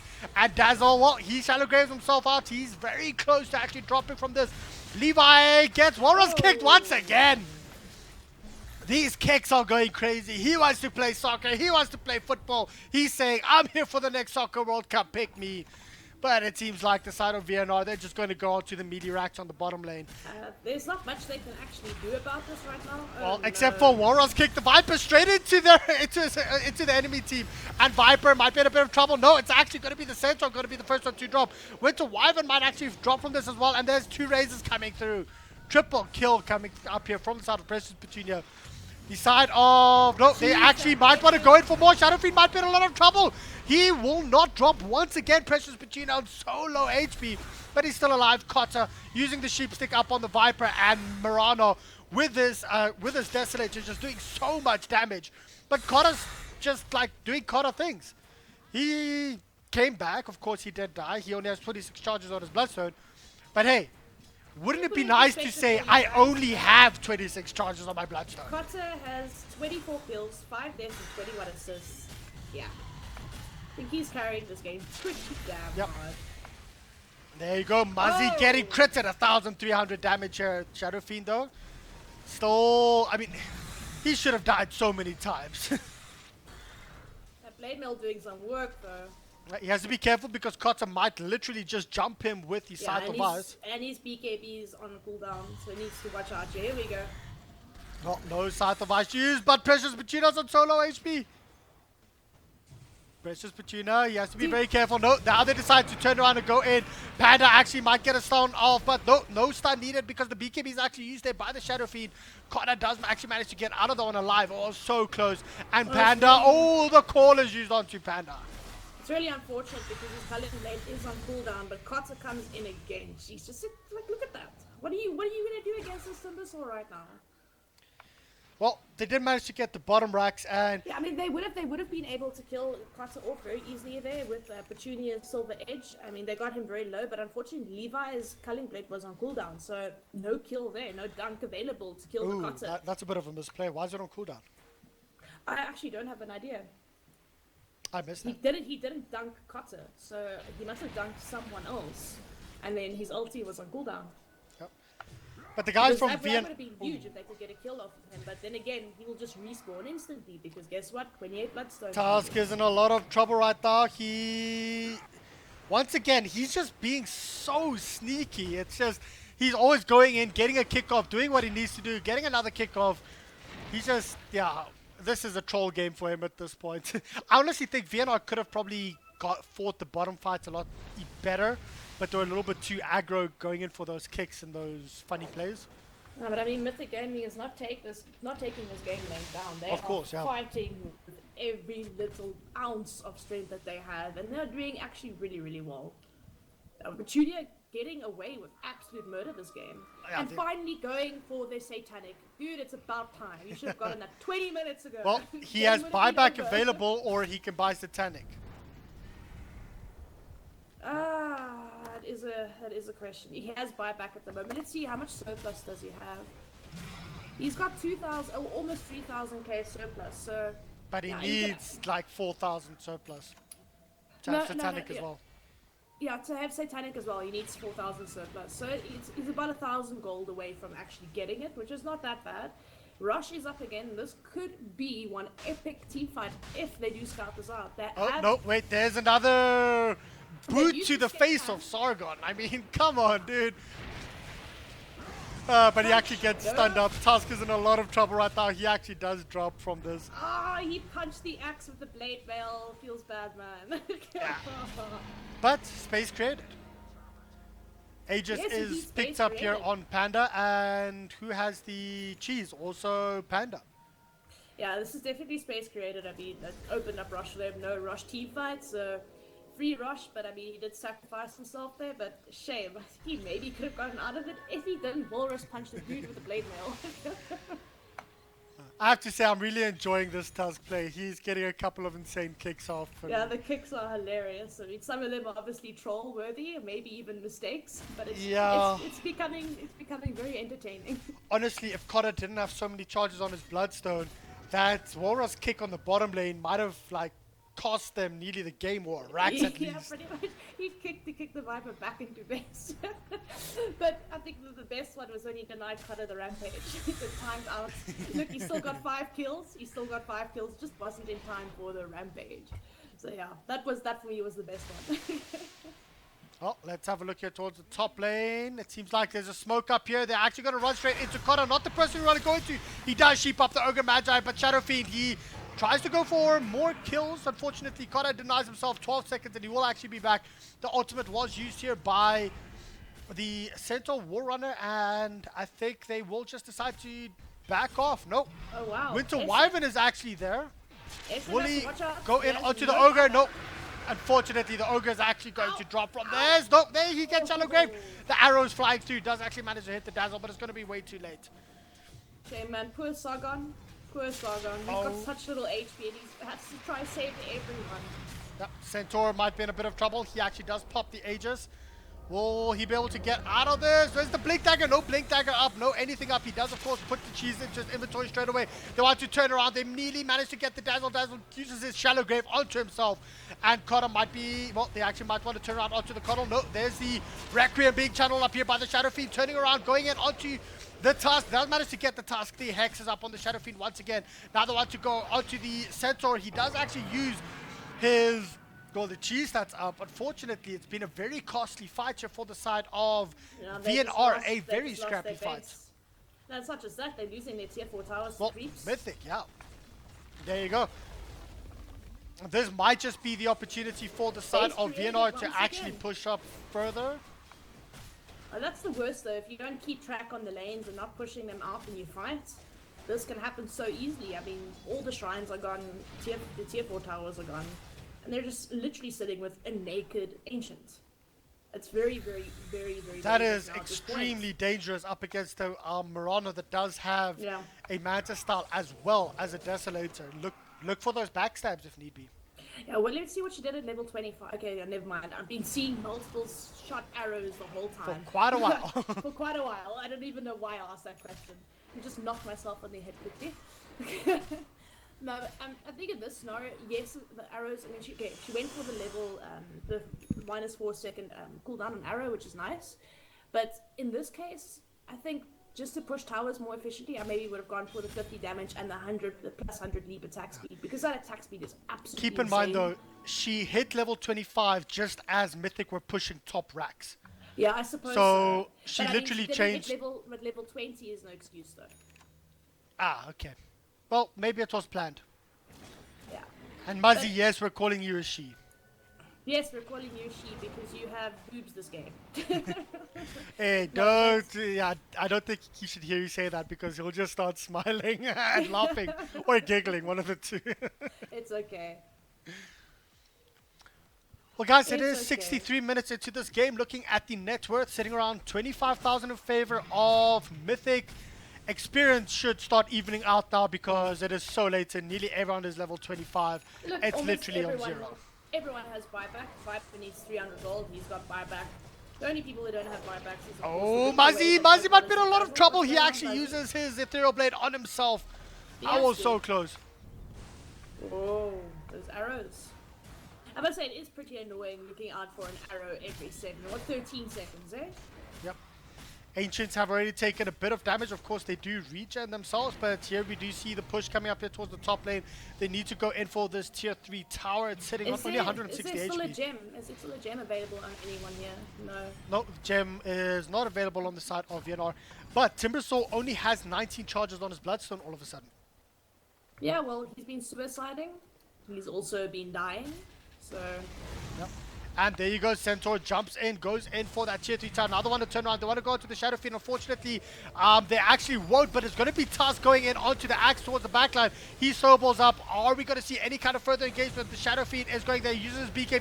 They actually turn around, going onto the Winter Wyvern, but the Winter Wyvern is still alive. Everyone is still alive. There's a Requiem being cast. Centaur War Runner might be in a lot of trouble here. No, they actually use the Hex onto the Shadow Fiend themselves. Shadow Fiend is sitting on half HP, but it is actually going to be Mirana that gets out all the way very close to dying. Tusk as well as the Winter Wyvern dropping. Finally. yeah. Just on the sidelines though, the Mirana illusions from Mansa did so much damage to that ancient. Now look at the ancients. Less than half HP. Wow, I did not even look at that. So the backstab Yeah. was real. Yeah, the backstab was real. Well, guys, this It's very is... dangerous. To have an exposed naked ancient is But- not fun with two lanes pushing in pretty damn hard. But Mythic is still in this game. 100% No, in this they're game. still in this game. Satanic But- is up on Shadow Fiend, Hurricane Pike, Monkey King Bot, Daedalus. I would literally go for a Scardy now. You know what? Sell your Power Treads, dude. Sell your Power Treads, get Scardy up. No, definitely. Ooh! Oh, We boy! have the rapier on This the is... If I was VNR and if I scouted this out, screw everything, jump in, hex the down... just kill, Just blow him up. Blow him up. But he's getting away with absolute murder. Like, you always see Precious Junior on no HP getting away. Somehow. Somehow he gets away. Every time. And then with the Satanic, obviously, he gets to regen a lot of his HP back, but... oof. He's actually swapped out his boots with Daedalus slot. So, not Yeah. having very high movement speed, but... Oh, well, you do have the doing Silver's one- Edge and you're literally staying inside of your own just- base. Just wait, okay? We have, let me put it in perspective, 700, 800, okay, now even more, Bloodlust, never mind. 717 plus, okay, 800, oh my gosh, he's doing almost 800, well, hold on, yeah, almost 900 damage. Yeah, right click. depending, of course, And on the depending auras. on Bloodlust and auras and all that good stuff. But then he's also got Daedalus, which means he's going to crit. Then, if he was a Silver Edge attack with a crit, I don't even want to know. That's like close to 2,000. Yeah, that's at more least. than 2,000. Yeah. Because if it's 900 plus Daedalus, that's over 200% crit damage. So that's 900, so that nearly puts it at 2,000. Well, that with a 35% extra is 2,000. Plus the Silver's Edge extra crit as well. It's going to be around Yeah. 2,500 damage, which blows up nearly anyone. Blows up Mirana, Pretty blows up much. Tusk, blows Okay, up so Winter it's like- Wyvern. The Centaur Warren has got 4,000 HP, but Yeah. well, 4,400 HP, but still, that's still going to take like what, like 5 or 6 right clicks from SF. Goodbye. Mirana instantly blown Well, if up. it's 2 crits after each other, he dies Yeah. in 2 shots. Pretty much, yeah. I mean, that's Mirana down in 1 hit. That's Tusk down. That okay, not even questioning. That's whether Timbersaw he down was- in 2 hits. Yeah, Timbersaw down in 2 hits, unless he gets a Bloodstone deny off. But yo, That one, he's still down. ouch. That's all I can say. Well, it's their last shot at glory. Look, they're still in Masters no matter what, but it's pride that now is on the line. Of course, this has been scouted out. Keep in mind, guys, Mythic are still in this. 100%, 110% they are still in this game. Let's have a look at how the next engagement does turn out. This is going to be do or die. Will they go in with a Tusk? Oh no, they actually do scout out the Tusk. They wanted to go in and get the Walrus kick back on the Shadow Fiend, but look at that damage coming through from the Shadow Fiend. But the problem is he has to be careful not to crit himself. With the return damage coming up here from the Blade Mail, they have to be very, very, very careful. Ogre going in onto the Winter Wyvern right now here, trying to go to the bottom lane, which is actually doing exactly what VNR wants to do. Look, they decide to turn around and go for the top lane of Rax. Muzzy's coming in. There you go, doing as much damage as possible. Keep in mind, while he's doing this, the top Rax is falling. They don't have a glyph. Can they actually get the kill off? No, it is actually... Not yet, not yet. The glyph is actually, I think, maybe used. No, there, yeah, the glyph was used there. Mirana Illusion's still And attacking the base. the Mirana Illusions are still attacking. Muzzy also bought back, so that's 400 HP left on this Rax. Will Mirana be able to do anything? No, that was actually a dieback on the Mirana as soon as he came in. But it's Mega Creeps out. That's exactly what they wanted to do. Like, divide and conquer. Go towards the base, go towards the bottom lane, while the rest are actually here towards the top lane as well. The rapier, though. Kota has the rapier. It is Mega Creeps. It's still going to be quite difficult for them to defend up here, especially up against the 500 HP Ancient. 500 HP Ancient, I mean, Muzzy staying in the trees there with double damage, might I add, and a Desolator jumping in, getting as much damage as possible onto the Ancient. And now we have basically the Illusion still attacking the thing while they try and deal with the rest of VNR. So, Kota with his rapier, what do you think about that? It's not gonna do that much. Sorry, I literally missed the whole thing where they killed him, where they got the rapier. I missed that because I was trying to focus on everything instead of on one thing. Yeah, it was just, it was insane. Everyone was pretty much spread out to the base. I mean, But, hold on quickly, hold on. Timbersaw can deny himself with a Bloodstone. And that would mean that Mirana... Maybe Kitty or someone else can pick it up, yeah. But, I mean, is it really worth? Yeah. Because, I mean, it's the safest place for the rapier to be, if you think Probably. about it. It is on Kota. He's got exceptional regen. He's got the Octarine Core, so every time he casts a spell, he's regenning as well. He can escape better. I think it is probably one of the safest places for the rapier to be. Look at Ogre's build. 2 Maelstroms up. Yeah. Bloodlust, 2 Maelstroms. Okay, let's have a very quick look through the items. Axe. Sitting on... Hold on, before you even say that, Axe is now just running towards... What? Winter Wyvern. Well, Winter Wyvern's got a Skull Basher. I mean, come on. Oh, the dunk gets missed. But there are actually... Wait, hold on quickly. Dazzle might actually drop there. It is going to be... Timbersaw has to be very careful right now because they are going to focus him, and he has the Divine Rapier. He will get out of that alive. I can't believe it. Kota's still alive. He's busy burning himself to death, but I wasn't focusing on that. Muzzy going for the GG well plays. What a rat. I wasn't even focusing on that. I was looking at the rapier. Very well played them, but once again, dividing and conquering, bringing up the rapier to the foreground, making them focus on them to try and get the rapier back, and then Muzzy just jumps in from the backline. And Well, Muzzy honestly has been doing this the last 3 or 4 times they've pushed. They have to expect him to come back. And unfortunately, it did look like the Viper got stunned, so it just, free game. There was no glyph available. Easy win. I mean, the Ancient's sitting at, what, 500 HP? Yep. I just have to say, though, one thing here. I mean, Mythic Gaming put on a tremendous fight. Guys, this was literally a 70-plus minute game. 56 kills to 63. That is close to 120 kills, nearly. Can you do maths? Yeah, it is. It's exactly 119. Yeah, that's why I said So- close. 120 just sounds better, okay? But yeah, the Mythic Gaming, I must say, well played. Well played. They really I did play well. just want to say one thing.